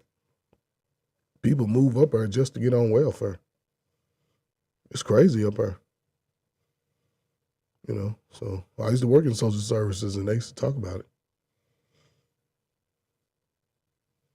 I don't know if my connection is lost, but hopefully it's not too bad. So again, this video right here is going to be interesting, man. Just watch it, how everything take place. You see, it's a guy right here at the counter. Young guys, when you pull up, man, put your money in something, man. You separate your money before you get there. You should already know about how much you're going to spend. You never take it all out. Just take an extra 5 or 10 just in case you go a little over. But you never have all your money piled up in your pocket because if you got to run, that shit'll fall out. So you just take what you need, keep the rest at home. Don't nobody need to see your bag. But see, that's little boy behavior to me because grown men never show their money. You just have it. So then there's another guy back here close to the door looking out. I think it's another person on the other side of him. So let's just watch this. Let me see. Let me get it together.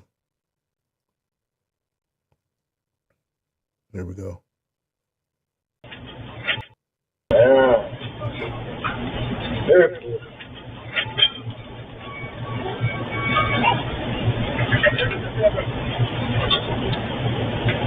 There you go. See the dude in the backpack just went to the door. Now watch this.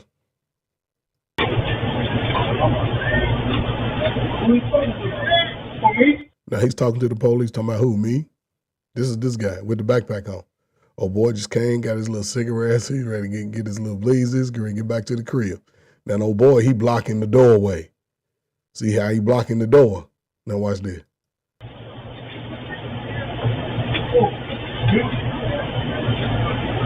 Then they gonna look around like, who they talking to? Me? What's up? See you running, right? You take off running. Now watch this. This is the crazy part right here. Hey, show your hand! Now you see the police just bust in. Everybody in this point is unsafe. Everybody. But see, this happens in poor black neighborhoods where you have no collective bargaining. These communities where everybody just renting. This is how the police treat you. This is how they treat you. But also, this is how you treat yourself. So if a guy, he's still walking around, he done shot 2 people.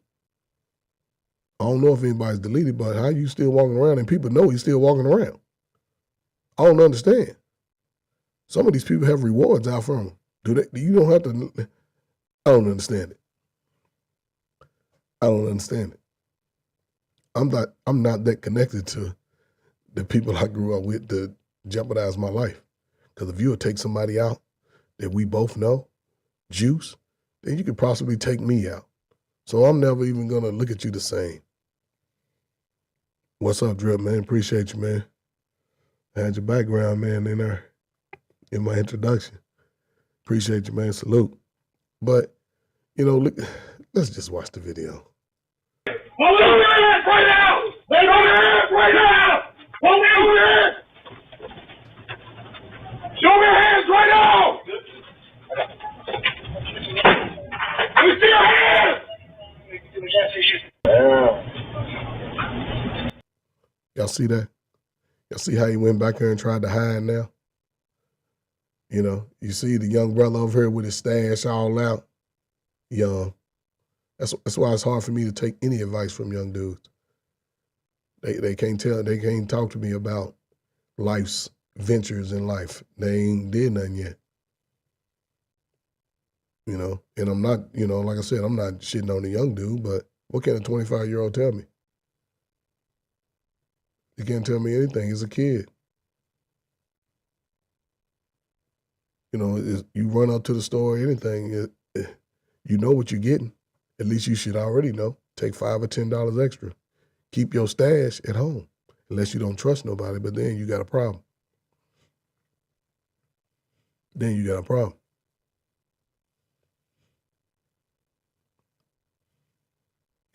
So take it to somebody's house you trust and just check on it every 2 or 3 days. Like, let me stop over, let me check on that. But I don't know. So it's just sad that everybody's life is in danger at this point because the police they ain't tell everybody, you know what I'm saying? I can understand in a sense, because what if he takes somebody hostage? What if he just starts shooting people? He already shot 2 people already. What if these 2 innocent bystanders, get taken out? But it's just sad that here you are just in a store and this guy's hiding from the police. He knows exactly what he's doing. He know they're looking for him. So just watch it all the way through. It's crazy.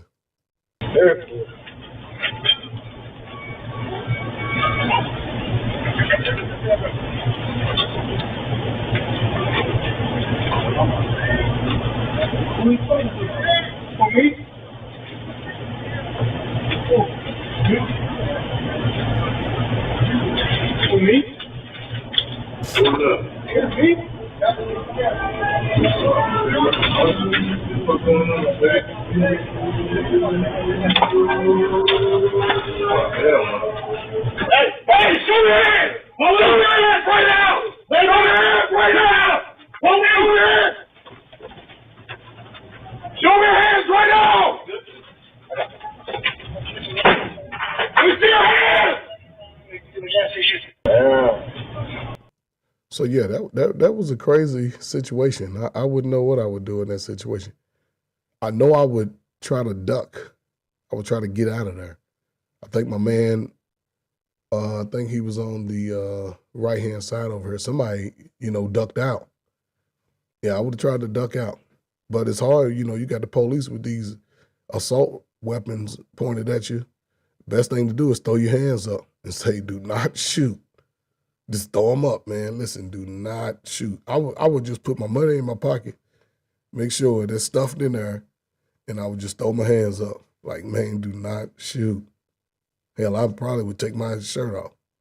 Because my objective at that point is to make it home. And when I get home, they're going to hear the wildest story ever. But that's my objective, to make it home. So, these are crazy incidents. Again, Milwaukee, Midwest, the police, they come up, they do what they want. I think it was a black guy and a white guy. Oh, they got full authority. They coming up in your house. They coming up on your premises. Suited and booted. So if you still want to play these cat and mouse games, then, I don't know. I don't know how that would affect your future, your children's future, your family's future. So, I don't know. So, here we are. We're just going to go down again. Now, this is crazy right here. Now, this next video, which is probably my most controversial and sad video. And it's sad. So, let me get right into it. I don't know if anybody's heard of this young lady, Tierra Hall. They're in the hallway at school, right? So, one, you already know they're doing too much. And that's a little boyfriend. That's a little boyfriend. Probably ain't doing shit in school because they're cutting class pretty much. And the fact that they have desks out in the hall, okay, I can see maintenance people ain't getting around to moving it down to the storage. But they sitting on the desk. He's antagonizing her. The other young ladies are going to class, got their big backpacks on, so they going to class. They trying to be studious. Salute to the young ladies and all the students trying to be studious. But in the public high schools, there is I ain't gonna say a plethora, but there are several, deviants that are walking in the school walls, and they pretend to be one way, but they are totally different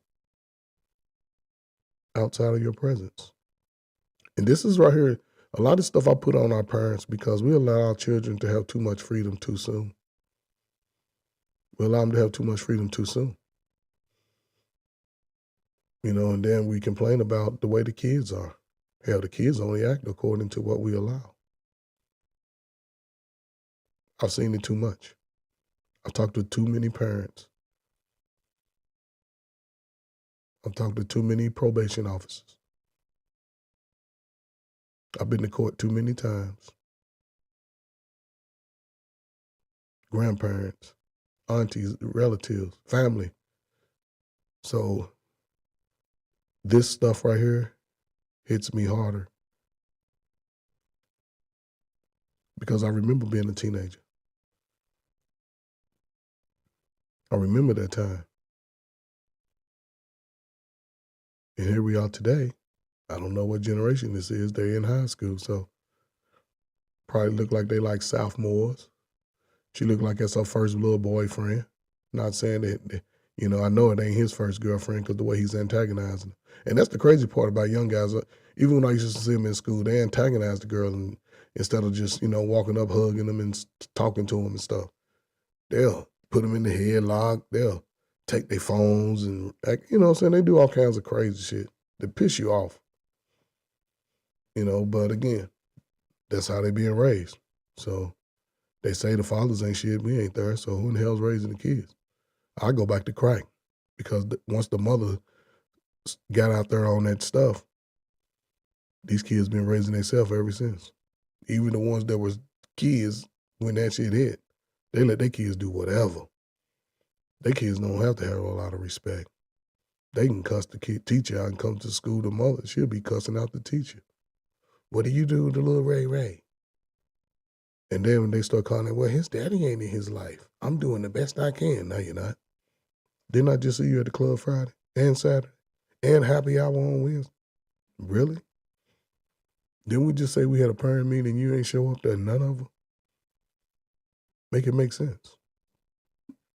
Make it make sense. He's bringing home F's and D's. We don't hear anything. Where does he live? With me. Really? He got a room? Yes. I don't go in his room. Why not? That's his room. You go in, you open that door, it smell like ass and feet. That is it. All these little teenage boys growing up in these single mom houses, you go in there, it smell like ass and feet. They will keep that door shut. That's my son's room. I don't go in there. My own sister did that shit. Dude was selling weed out of that shit. Come on now. And the crazy part about her, she was married. That shit didn't make no sense to me. I'm like, nigga, what type of dude are you? But it had nothing to do with me. It wasn't going to be in my house. It wasn't going to happen. But this video is crazy, you know, so I'm going to have to, yeah, let me just play it because I don't know.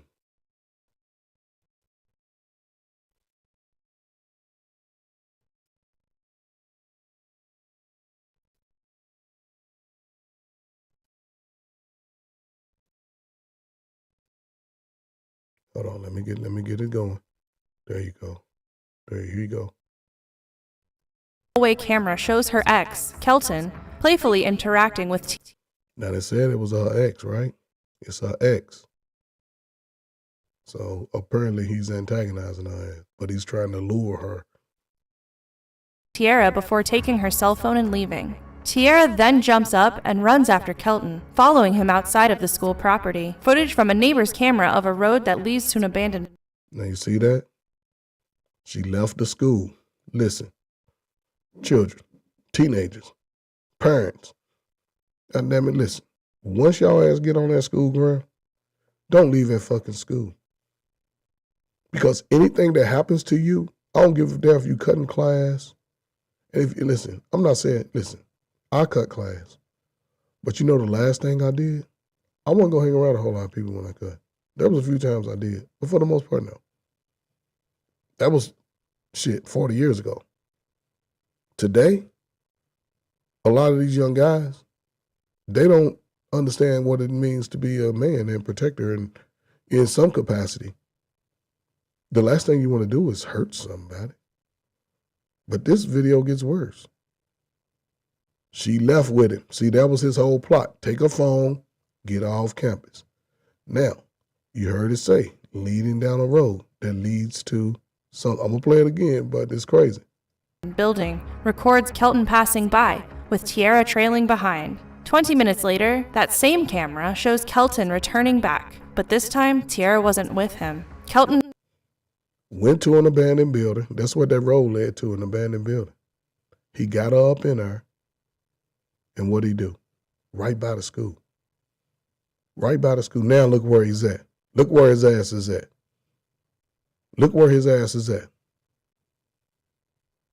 Little bum probably get excuses for him and shit. Probably don't even really come to school, but now she don't want to talk to him. Look what he doing. And this is a teenager. Motherfucker in school. This is a teenager with a cynical mind like that, a deviant mind like that, all because the little girl said no.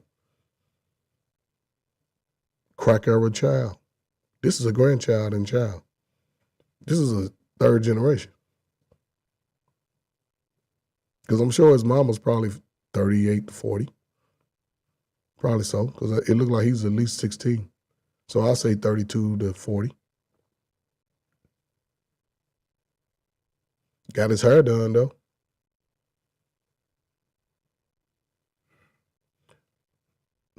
returns to the school and heads straight to the restroom. A short time later, he exits and goes to the school office, asking staff to call his mom because he wasn't feeling well. With this evidence in hand, the police searched the school restroom and found bloodstains around the trash can. When they searched his bedroom, they found a...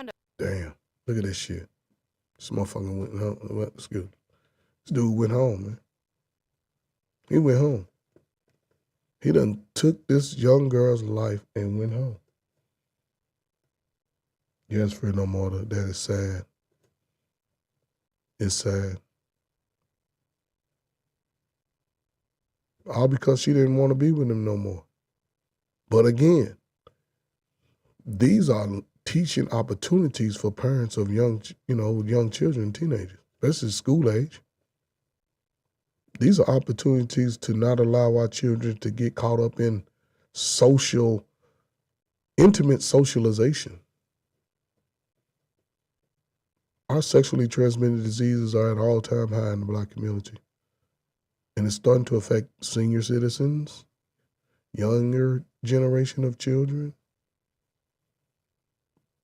Now you got this, the Alphabet Plus, and that's straight, because most of them ain't using protection. They're going straight raw into the booty.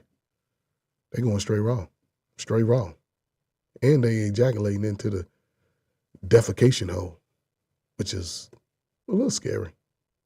Yeah, all that bad seed is spreading. One of the most sensitive spots on your body is your rectum. And that's only made for exiting. You want somebody to stick something up in there? It's 21 hours. Really? Maybe I'm wrong. I don't see lions. Yeah. But this is America. Yeah, they gonna keep doing it too. Which is, and it's gonna get ugly, which is sad. But this young man, why did he do this to this little girl? Because she said no. She didn't want him. He could have just got in there, you know what I'm saying, try to do his little whoop-de-whoop, and if she didn't want it, he could have just left her alone. So she could have get on back to school, make it home to her mama. But instead, his little dumb ass went back to the school like ain't nothing happened. But see, his mind is so young and so weak that he still kept the shoes and everything. Look at all that blood. That ain't his blood, that's hers. Yes, for no one. You see what I'm saying? He went back to the school like ain't nothing happened. And still took the bloody shoes home and stuck it in his closet where he growing up with his mama. She ain't going up in there. They don't go in their rooms, but the police do. Police go investigate all that nigga shit. They don't care about all that, how you feel about nothing. You can counsel that. They going by truth and logic. They don't give a damn about how you feel. This young boy done took this young girl's life. And now our parents got to live with that for the rest of their life. But again, why do we allow our children to concentrate on stuff like that instead of teaching them how to be smarter than our dumb asses were? Teach them how to get out of the situation, because everybody's supposed to be claiming, oh, somebody's a financial literacy. No, the fuck you ain't. Because your financial literacy comes within your children. It comes within your children. You should have 10, 15 good years of just spending and wasting your money. But 35, 40, you got to start saving. You're just going to keep buying the same knockoff stuff from the people that tell you your generation is going to be poor? It doesn't make sense to me. And this young man, premeditated. This is premeditated. Because it's all part of the plan. I'm going to lure her to the school. Outside the school, we're going to this abandoned building. But see, he ain't had the audacity to even, this is where black folk, y'all need to just stop with the BS and stop hurting each other. Because ninjas, y'all don't think shit out. Y'all just impulsive and react. And everybody in the world knows that about us. Everybody stands behind the fence and nobody comes out to be that one. Because see, they say, I'm too old. Yeah, well, our Generation X, okay. So who you got? The crack era generation? No, they're not going to lead y'all no fucking word. Hold on, ladies and gentlemen.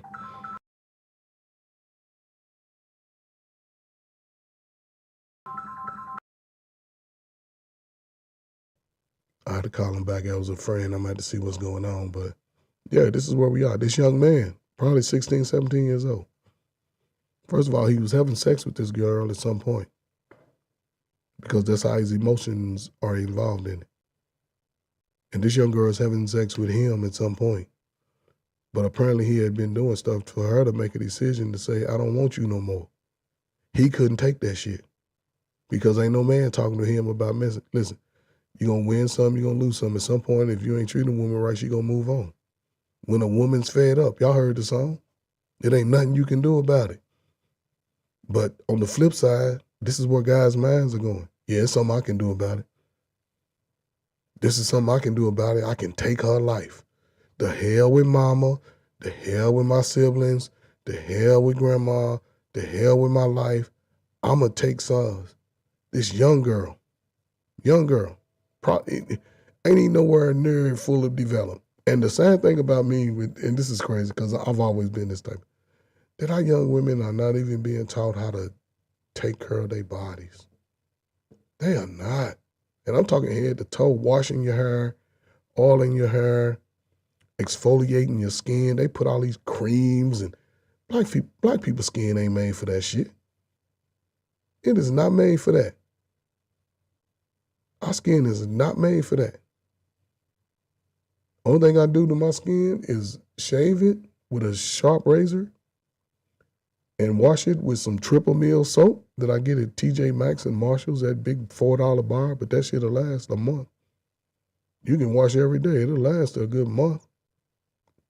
You get you 3 or 4. If you can spend $15 to $16 on some soap, get you 4 bars of that soap. Don't buy all that shit up. That's the secret I'm telling you. Go to TJ Maxx and Marshall's. It's about $4. It's Triple Meal. It lasts a lot longer, and it lathers up really good, and it leaves a clean, fresh aroma.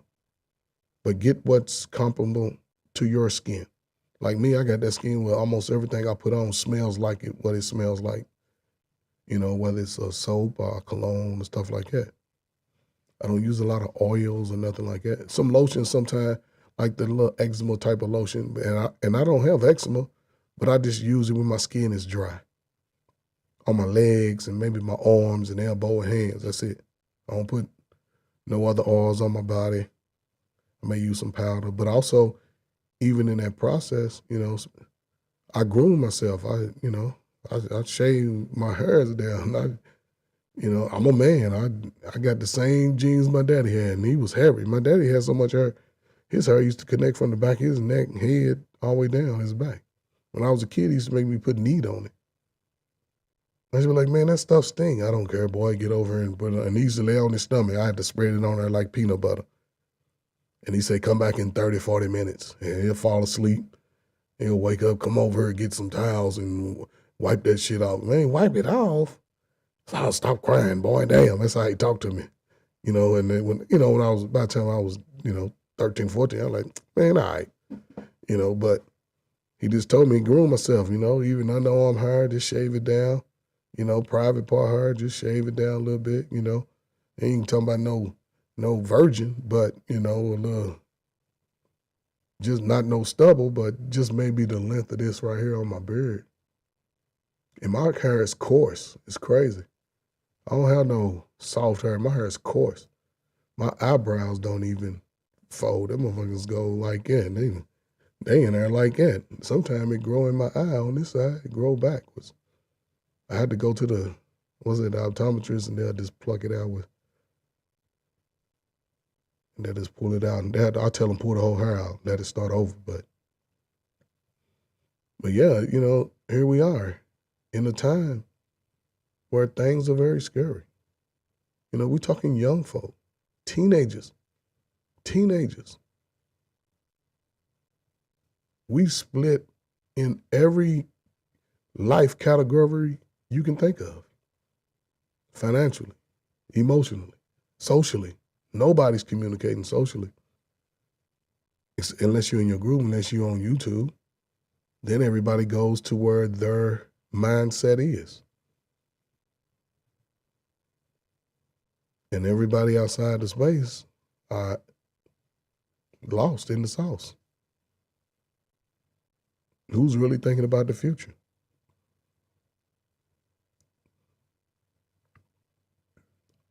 Two people gone too soon, which is unfortunate. This dude looked like he wore it looked like a size 6. Old baby feet. I don't never remember wearing size 6s, ever. I didn't even wear, like my son, He went from an 8 to a 10. I went from like a 9 to an 11 when I was young. Probably like 18. No, let me see. In high school, I was wearing the 11s. So I was probably like 13, 14, about 14. 14, a lot of shit changed for me. You know, my hands was always big as a kid.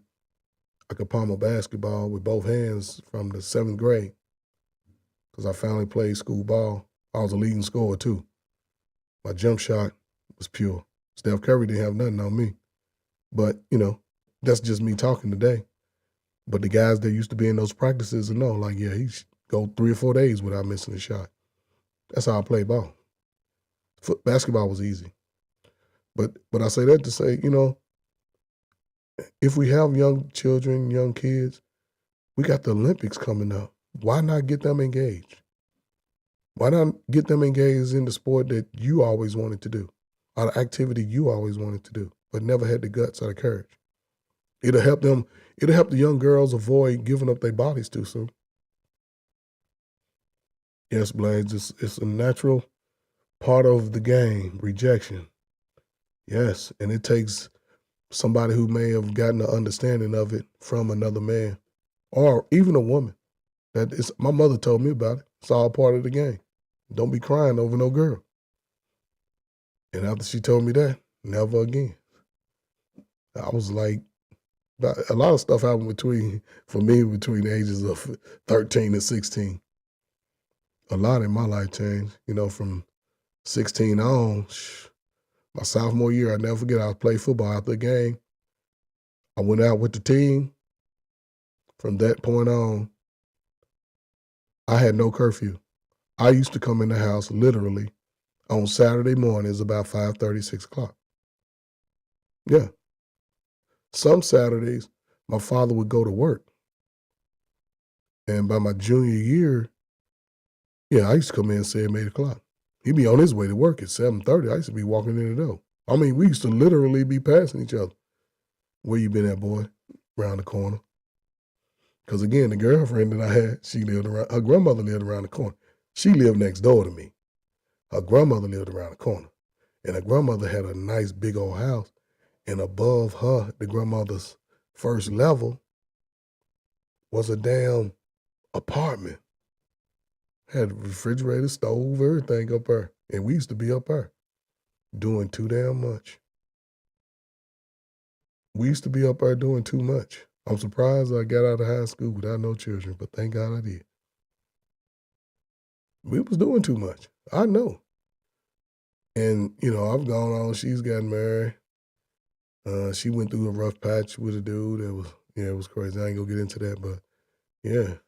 You know, when I used to see her, especially some years ago, once I got out of service and I used to run into her, we hung out one time. She was just telling me, you know, catching me up on, you know, things that happened in her life. Because we became good friends, you know. I go to her family and, you know, hang out. You know, a couple of family members passed that I was close to. You know, her cousin that I was close to. And, yeah, I'm always invited. Just a lot. I'm like family. I used to go to their picnics and stuff. So, you know, but I never, in my mind, since I've been dealing with women, have the mind that I want to hurt them. Never. That's something like, I would leave you alone. When my mother told me, leave him alone, get away from him. Okay, cool. Once I was tired of dealing with whatever, and I never had nobody really just like shame me and sort of disrespect me in a sense as far as verbally. And to be honest, I don't know if a woman has ever cheated on me. But when I got tired of playing my little silly games, then I just leave them alone. I just separate from them. I just let them know, like, you know, it's time you can find you somebody that's going to give you what you need. Because I didn't really fall into that. I didn't really, you know, I'll leave you alone. I'll let somebody else find you. I wasn't going to spend 2 or 3 years in a relationship, no. And I had no time frame on when I would probably leave you alone. It could be within the week, a couple of conversations on the phone. thought, well, she ain't talking about nothing I want to hear. Click, I ain't even calling you back. And I've always had the notion when on the flip side is that if I try to talk to a woman, we exchange numbers and we may have some conversations. And I call you, okay, I'm going to call you once. Okay, she ain't answer. And I don't know, especially if we don't know people's schedule. You don't know people's schedule until they tell you. So, you call somebody 4 or 5 o'clock, you think they off work because I'm off work at 4 or 5. Okay, they ain't answer, click. Okay, they see you called though. And I'm always leave a message the first time. Hey, this is, fat head. You know what I'm saying? Calling you, just trying to see what's up with you. Hit me and call back. Okay, now you're on the clock. You got 48 hours to call me back. Because I don't know. I don't know what's going on in your personal life. I don't know about that part about you.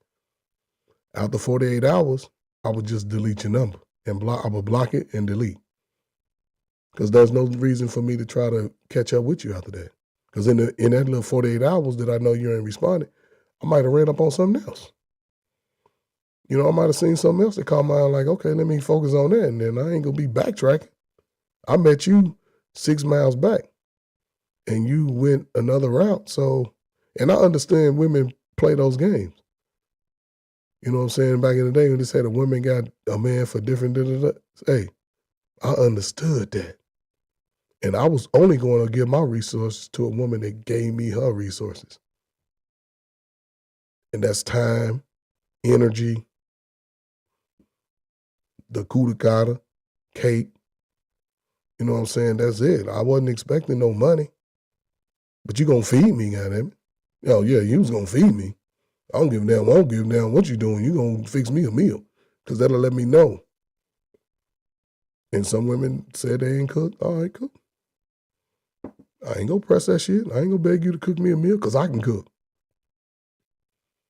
But you won't get none of my meals because you ain't cooking for me. That's just me. I didn't move like everybody else. And some women like me, some women didn't. I was always favorable.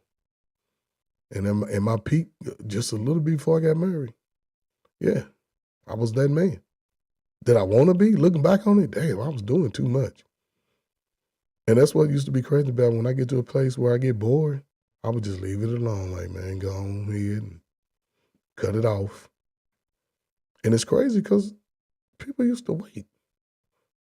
People used to wait a week or two, and I call them like, what's up? Nothing, just waiting on you. What you getting ready to do? Well, what you want me to do? Like, coming through? What time? 10:30, 11. Oh, it's a good time. Because if they were single, they ain't had no children. They ain't had no children. They come in, I make sure they take everything they came with and they leave. I might, you know what I'm saying? I always tell people, bring what you want to drink, because I'm not a big drinker. But if the women had a little ooh-wee, I'll be like, man, she know what it is when she pull up. I got her some of that. Okay, cool. Yeah, I can do that. Give me 1 second.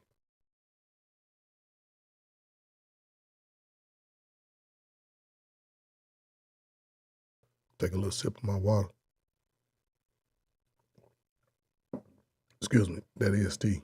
It was hot, now it's cold. But yeah, so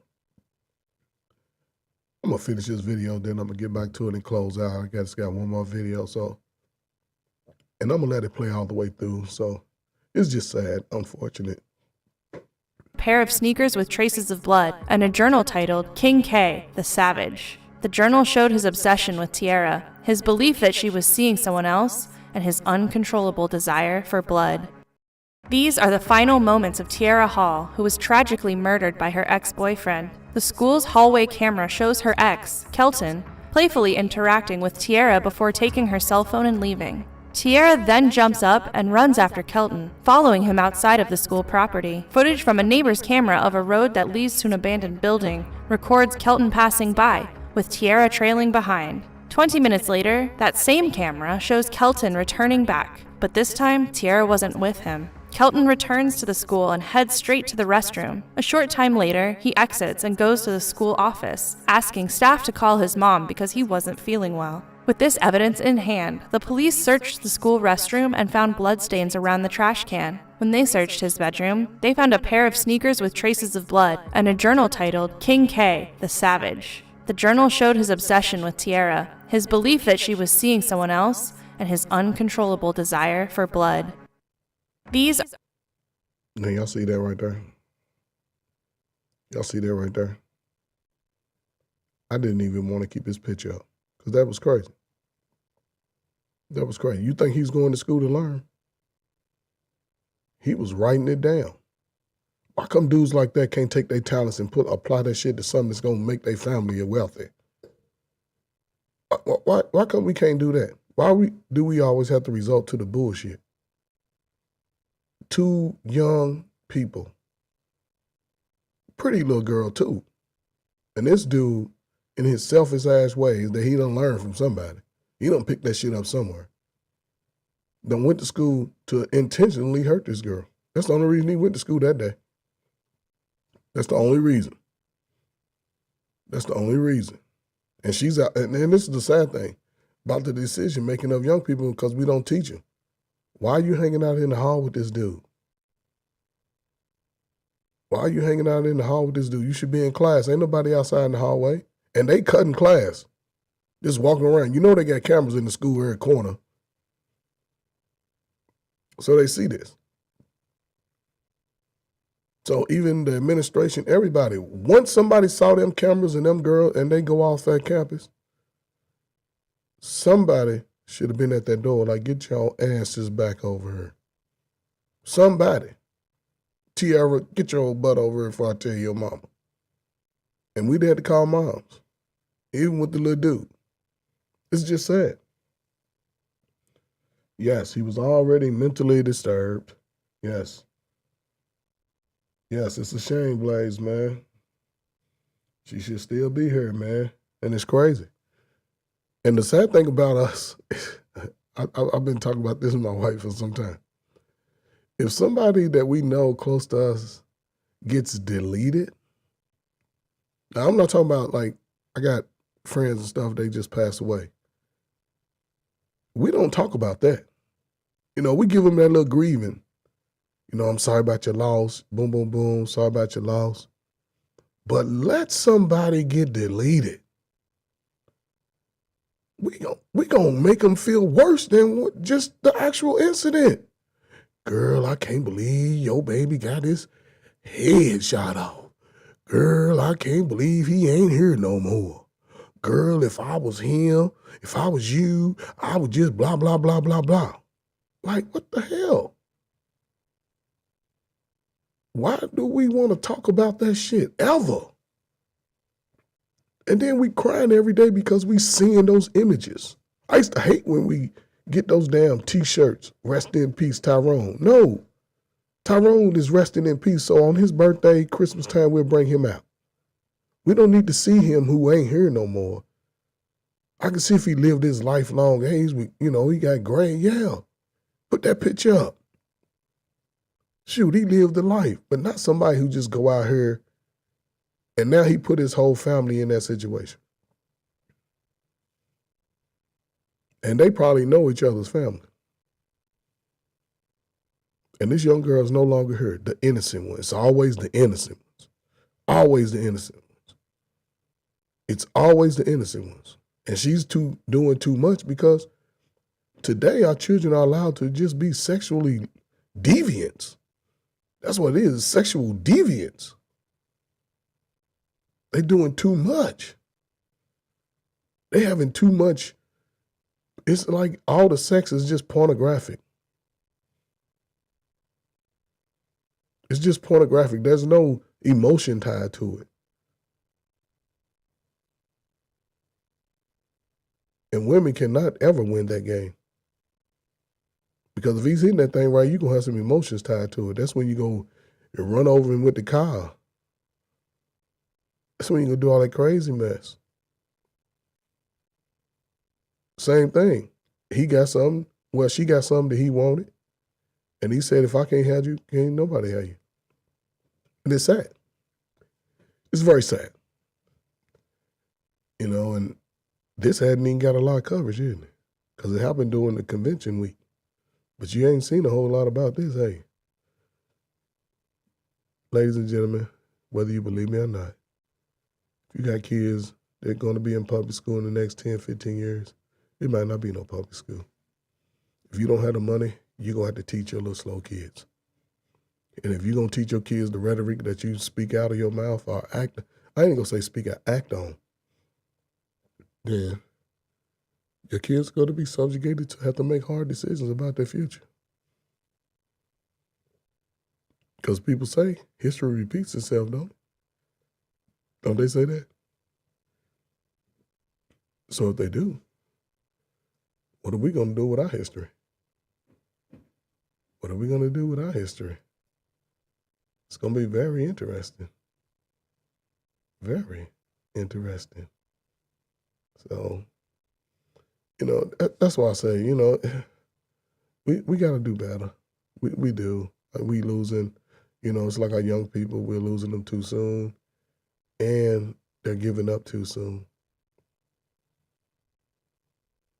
Yep, Blaze, the value of human life has gone away. It says many are detached. Let me see if I can.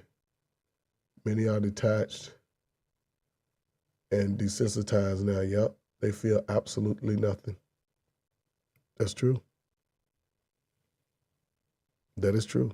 And it's just sad, I don't know what to say, that's why I do what I do with the younger folk.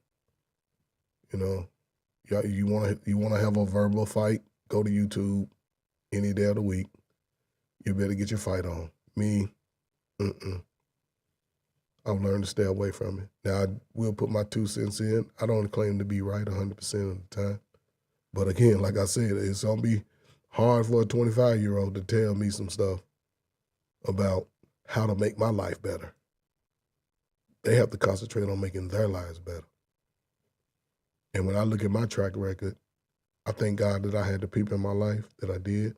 I thank God that I made the decisions that I did, whether I wanted to or not. Even the bad decisions I made. Because I can make a bad decision today, and then the next time that decision comes back around, I'm going to do the right thing regardless. It's not even going to be a thought. Because I can make a bad decision based off stuff I don't know. Yeah, I can make a bad decision. But if it today, whether I know it or not, I'm going to go get the research. I'm going to get the information before I invest anything into it. When it comes to the children, I'm going to invest in them regardless. Adults, now you got to bring a whole presentation with a business plan and everything. I want to see the whole thing. I don't go off people's word of mouth. Can't do it. Can't do it. Because I worked in these trenches. I've been in these streets. Not for me being out there just slanging and all that, but I've been in the streets trying to heal the people that have been broken. And here they are adults now with children. And they're teaching their children to fight and give up at the same time. Give up on fighting the world, but don't stop fighting other ninjas. Fight them to death. Fight them, which is sad. Which is sad. This young lady's no longer here. This young man will probably go inside that slammer for the next 60 years of his life. Because he left the school. And ladies and gentlemen, if you have a child, male or female, you let them know they do not leave their ass out of that school. Because if something happens to your child, there's nothing you can do to the school. Nothing. You can't say, well, they was at school, so it's the school's fault. No, you better read the fucking laws, read the bylaws of the school, read the behavior conduct code, because they give them out digitally now. Put it on your little dumbass phone and read that shit. You know your little girl's sneaky. You know your little boy is sneaky, because they do the same sneaky shit you do, just on a kid level. They hear you have those conversations. They hear you talking about scheming and scamming. So they going to act it out based on their limited understanding of that shit. So you better read that shit. So if anything happens to your child once they come to that school and leave that school, there's no insurance policy that will pay out. You have no fight with the state. Don't even get a lawyer. You'll waste your damn money. It'd be dumb shit. I wouldn't even get a lawyer for your son. Don't even do that shit. Nigga, you gonna get a public defender. Because once you get him in that room, nigga, did you do it? Did you do it? Yeah, mama, I did it. Okay then, son. I'll put some shit on your commissary. Because there's no fucking way you give up your life and you got 2 or 3 other kids. Ain't no way you dragging their ass down to the little jailhouse spot, wherever they ship him. You don't do that shit. That's damn near a federal case or a state case. You do somebody else. It could be federal. You done took somebody that's a school, you know what I'm saying? But she went off campus. That's where the fallback comes when, the shortcomings come on the decision making. Why would you go off campus? It seems like a nice school. The halls are clean, But not a lot of black folk are going to schools no more. Motherfuckers be missing too many days. They don't even want to learn how to write. Weird. It doesn't mean being able to understand the context of stuff. That's what's scary, because everything has a context to it. It may apply to one situation, it may not apply to another. And you need to differentiate those two. Some people can't do that shit. They just spread everything out. That's why it's not all men. That's why it's not all women. Yeah, you see it. Just imagine if it was social media out 30, 40 years ago. I'd have saw what was happening instead of me watching it on the news about the kids in Atlanta, because I'm still suspect about that. Because black people don't plan out stuff like that. It takes too much time. It takes too much time. We don't plan stuff out like that. Especially these young crackers, most of them got ADHD. A lot of people walking around here with a diagnosis, and you never know it. They stopped taking their medication as soon as they got to high school. As soon as they got to high school, they stopped taking their medication. And now they walk around as adults, blaming everybody, pointing the finger. It's your fault. How is it my fault? I don't even know you or your mama. We live 3 states away, but it's still your fault. How? Instead of looking at my own self and say, you know what, I made some mistakes. I messed up, but here I am today. I can do better. I can do better. I can do better. So, listen, I'm going to get off of this right here, this little video right here. I got one more to go out. Like I said, I got one for positive. Listen, salute to all the young brothers, man, the young sisters out here being active, being motivated to do certain things in your life, man. Salute to y'all. Don't let the shortcomings of other people, drag you down into it. Protect yourself. Learn as much as you can while you're young. So when you get old and ugly like me, you can relax and slow down a little bit. Nobody wants to be going as hard at 40 and 50 as you did when you was 20, 30. You don't want to be working a job. And most businesses are becoming at-will businesses, meaning they can fire you when they feel like it. But then again, you have the opportunity to be in that situation based off the information that you learn while you're coming up. If you don't get it in classroom, you can come to YouTube and get it. So you can always connect those pieces to the puzzle and you continue to build your foundation. And then if you work as hard like that until you age 30, 35, then your grown man start kicking in. You already know exactly how to move. That's the women too. There's nothing wrong with getting married. And if you're going to be single, just be in the best shape. Work out a little bit. Stop eating at 8 o'clock. You know what I'm saying? Stop drinking so much alcohol, so much wine. That shit comes through your pores. It goes through your body. Stop putting so much creams and stuff on you. That's just not good for y'all. If you're going to put anything, just get you some, at least get the African shea butter, something. And that's expensive. But you can learn how to make it. But at the same time, who's willing to make those sacrifices? Who's willing to get a little discipline in their lives? Believe me, it can happen.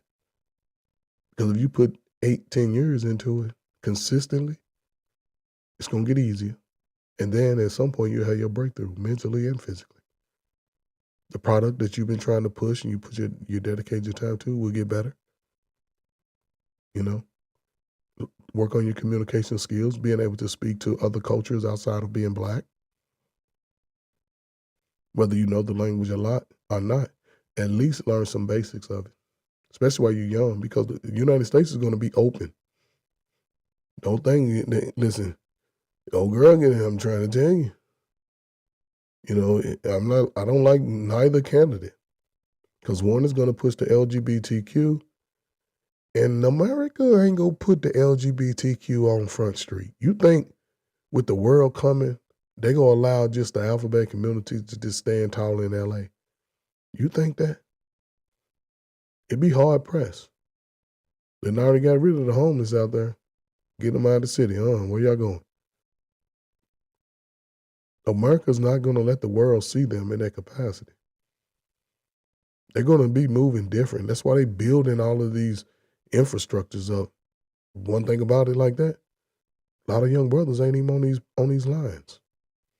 It's not that they can't, they choose not to go. While you're young, you're supposed to learn the skill. You don't wait till you get 40 and start learning. You're too old. Nobody wants to take an old man trying to climb up on a beam where a young dude can get up there and got good balance, blood pressure low, you know what I'm saying, can work, strong hours. But I don't see brothers doing that. Instead, we rather just hang out. And brothers, if you are doing it, that's what I'm saying. You understand the mission. You understand the mission.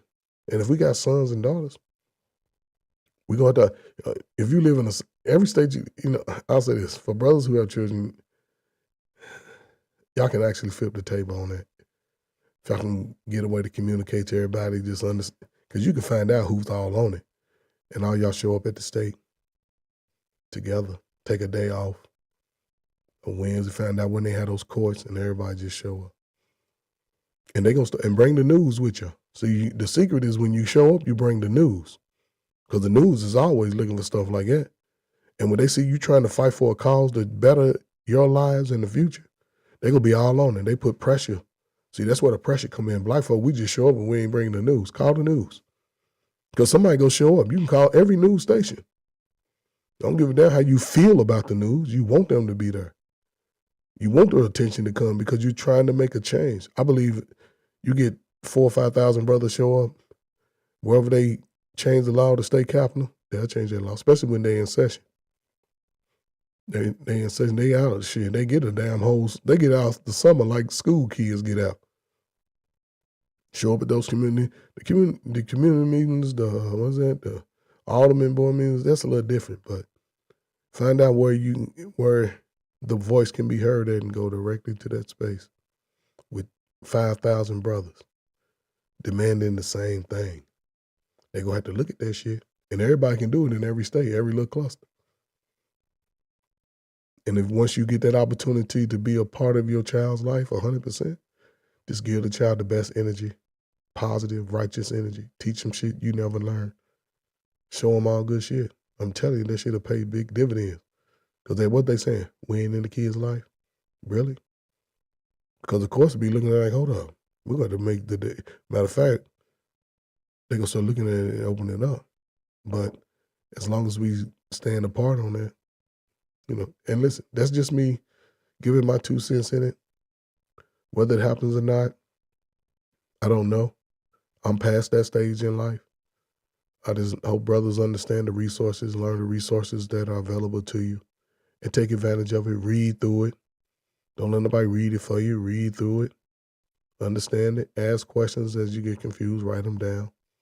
And be okay. Sisters, if you have children about a man, he's a hard worker, let your little son go over.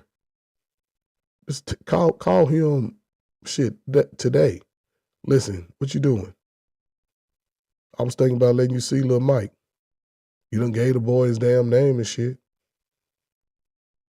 Let him go on over and listen, man. It's about time. It's about time. The dude will probably cry. You serious? I can't believe it. It'll change your life. It'll take stress off your shoulders. Because now you got to concentrate on that little girl. Are you going to let your little girl dress like a 304? Are you going to show her how to bake some cookies and sew a hole in her shirt like you didn't learn? Because the information and the resources are there. You're going to show her how to bake and cook. Shout out to my girl 907 Good East, because, boy, she be baking and cooking. And, man, every time I see her channel, I get home. Salute, sister, for real. And you put the dynamic change in your life and your children's life. It'll pay big dividends. Because, again, think about it. Somebody got some little girls right now that are doing cartwheels and flips and shit. You got a little boy that's flipping off the bed, because black kids, they do shit like that. They just figure that shit out and do it. You got little kids that can dance. You got little kids that want to learn some new sports and new skills. We got 4 years and you can get your child there. Because they only got to compete against people that are in their particular sports category. And you learn them those skills early. You get them involved early. You got soccer, you got surfing. They're going to be out there in California surfing like a motherfucker. Everybody going to be surfing. I'm sorry about that. Everybody going to be surfing in the next, between now and the Olympics. They're going to be right off the coast. People going to be out there suntanning, watching them get scored for surfing. Hopefully Simone Biles will go and retire at the next Olympics. I think she's going to go one more because can't nobody beat her. And I can see her getting at least 1 or 2 more golds because she has a exercise nobody even tries. She has a routine, exercise in her routine, whichever one, I'm not sure how to say it, but don't nobody even try what she do. That's the GOAT. If anybody trying the moves you done did, yeah, you the one. So, just my opinion. So, again, it's unfortunate about this situation here. Hopefully people look, to change their lives for the better, get the kids together. And I don't know, man. I'm going to keep doing what I got to do on my end. Salute to my baby, always cooking and feeding me. Salute to myself, shit, from keeping things together. Salute to all the big brothers, big sisters, everybody, moms, pops, grandma, grandpa. Hey, salute to everybody, man. You just want better. Just know you got another day to get up and do what you got to do. So we start seeing stuff like this with, with toxic relationships from teenagers. Step in, you see it. Don't let your kids go in the room by themselves and shut the door. F that, never. But I got one more video, man. This is a positive note. This is to all my athletes, man, my young brothers, man. Whether you 5'5" or 6'5", 7'5". Listen, you young, use your ability to be better. Take advantage of your youth. You only get that one time, man. You only get that one time. So here we go. And this is it.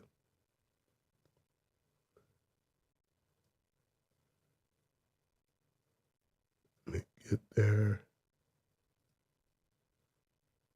This is the top 10 dunks of this time. Boom. Y'all see that? Now that's being dunked on. Plus he went up, just hopped up on him. His head almost hit the backboard, so. And he ain't that tall, he just got them long ass arms. And he know it too. He just took off like Clyde Drexler. It looked like he took off from the free throw line on him. That's what it looked like. He just 360 on him. Now see, I like this one right here. Even the white guy, see these dunk, you see we had a white guy win the dunk contest, in the NBA dunk contest. And now you see a brother, a white guy, young white guy, catching a 2-hand reverse alley-oop. He just turned it backwards on him in the game. Look at the guy out there looking back. Ain't that wild?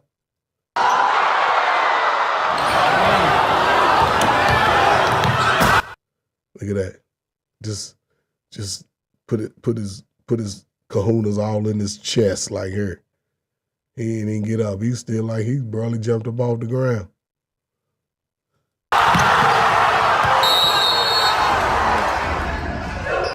He did one of them old dunk contest winners right there. Threw his legs. Then old Michael Jordan lean. You know what I'm saying? So these young brothers, look at his head. His head is high. He's up there. I love to see young brothers getting up there like that, playing ball like that. To be able to jump like that, yeah, I'm always in favor of that.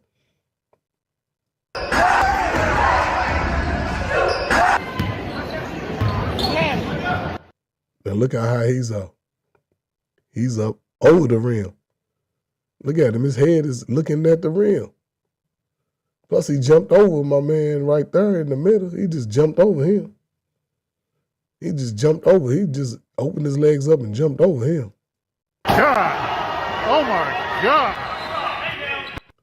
Look at that. His force just took him down.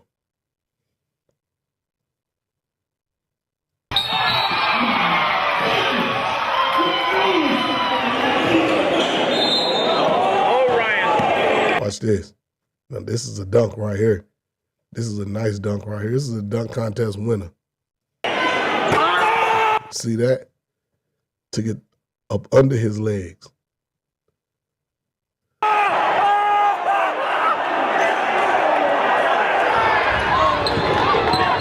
And he just took off on him right here. He's on the outside the box.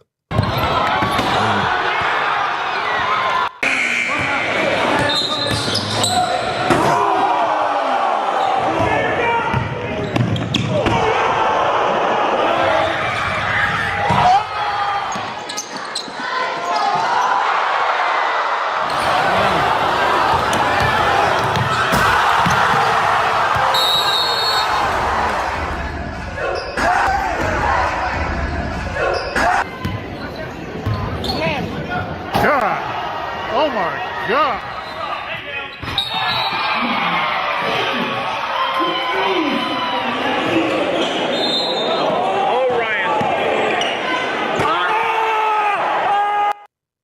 So, you know, that's it, ladies and gentlemen.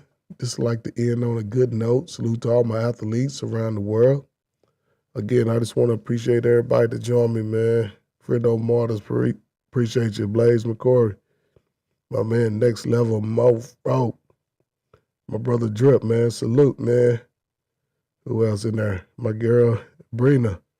Listen, like I said, I don't do too much fighting over here. Just putting my 2 cents in.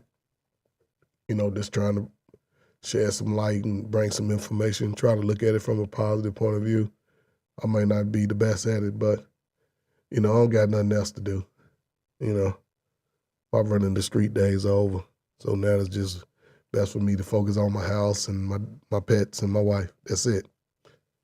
You know, but I do know when you put in the work and you give yourself an opportunity to just be the best you can be, then it will play itself out for you. Really, it will play itself out. So, you know, you just have to be willing to figure out where you are in your life, what you want to do with your life, and go from there. You know, you have to be that person. You know, life is about what you make it. Again, we have an election year coming up. We have our Olympics in 4 years. You know, that right now that's on our bucket list. You know, so we started preparing for that today.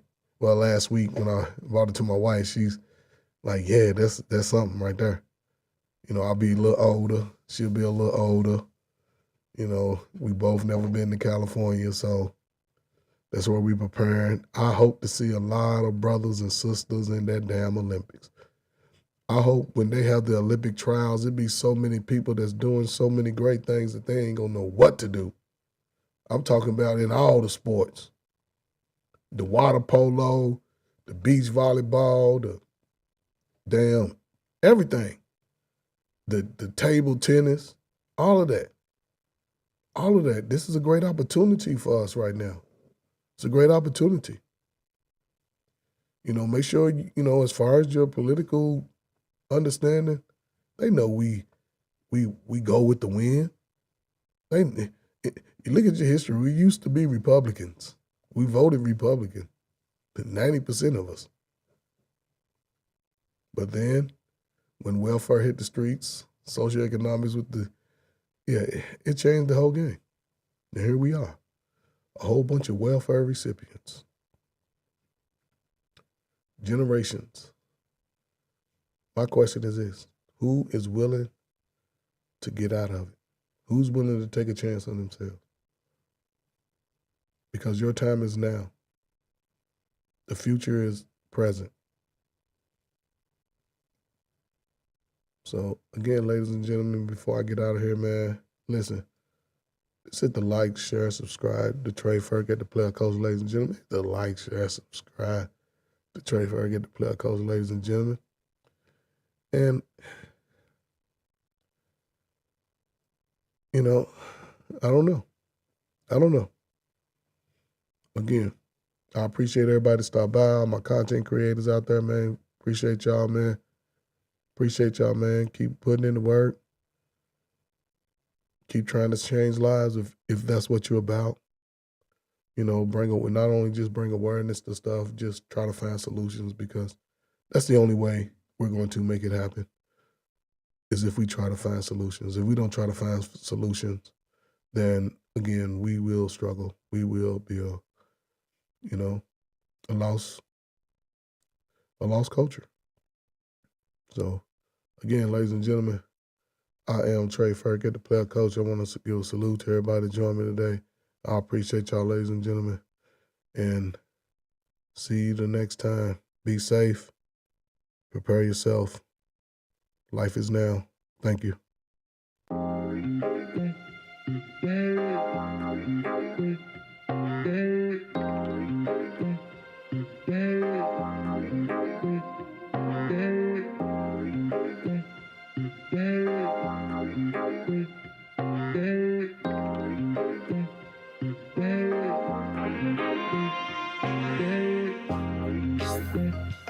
Yeah.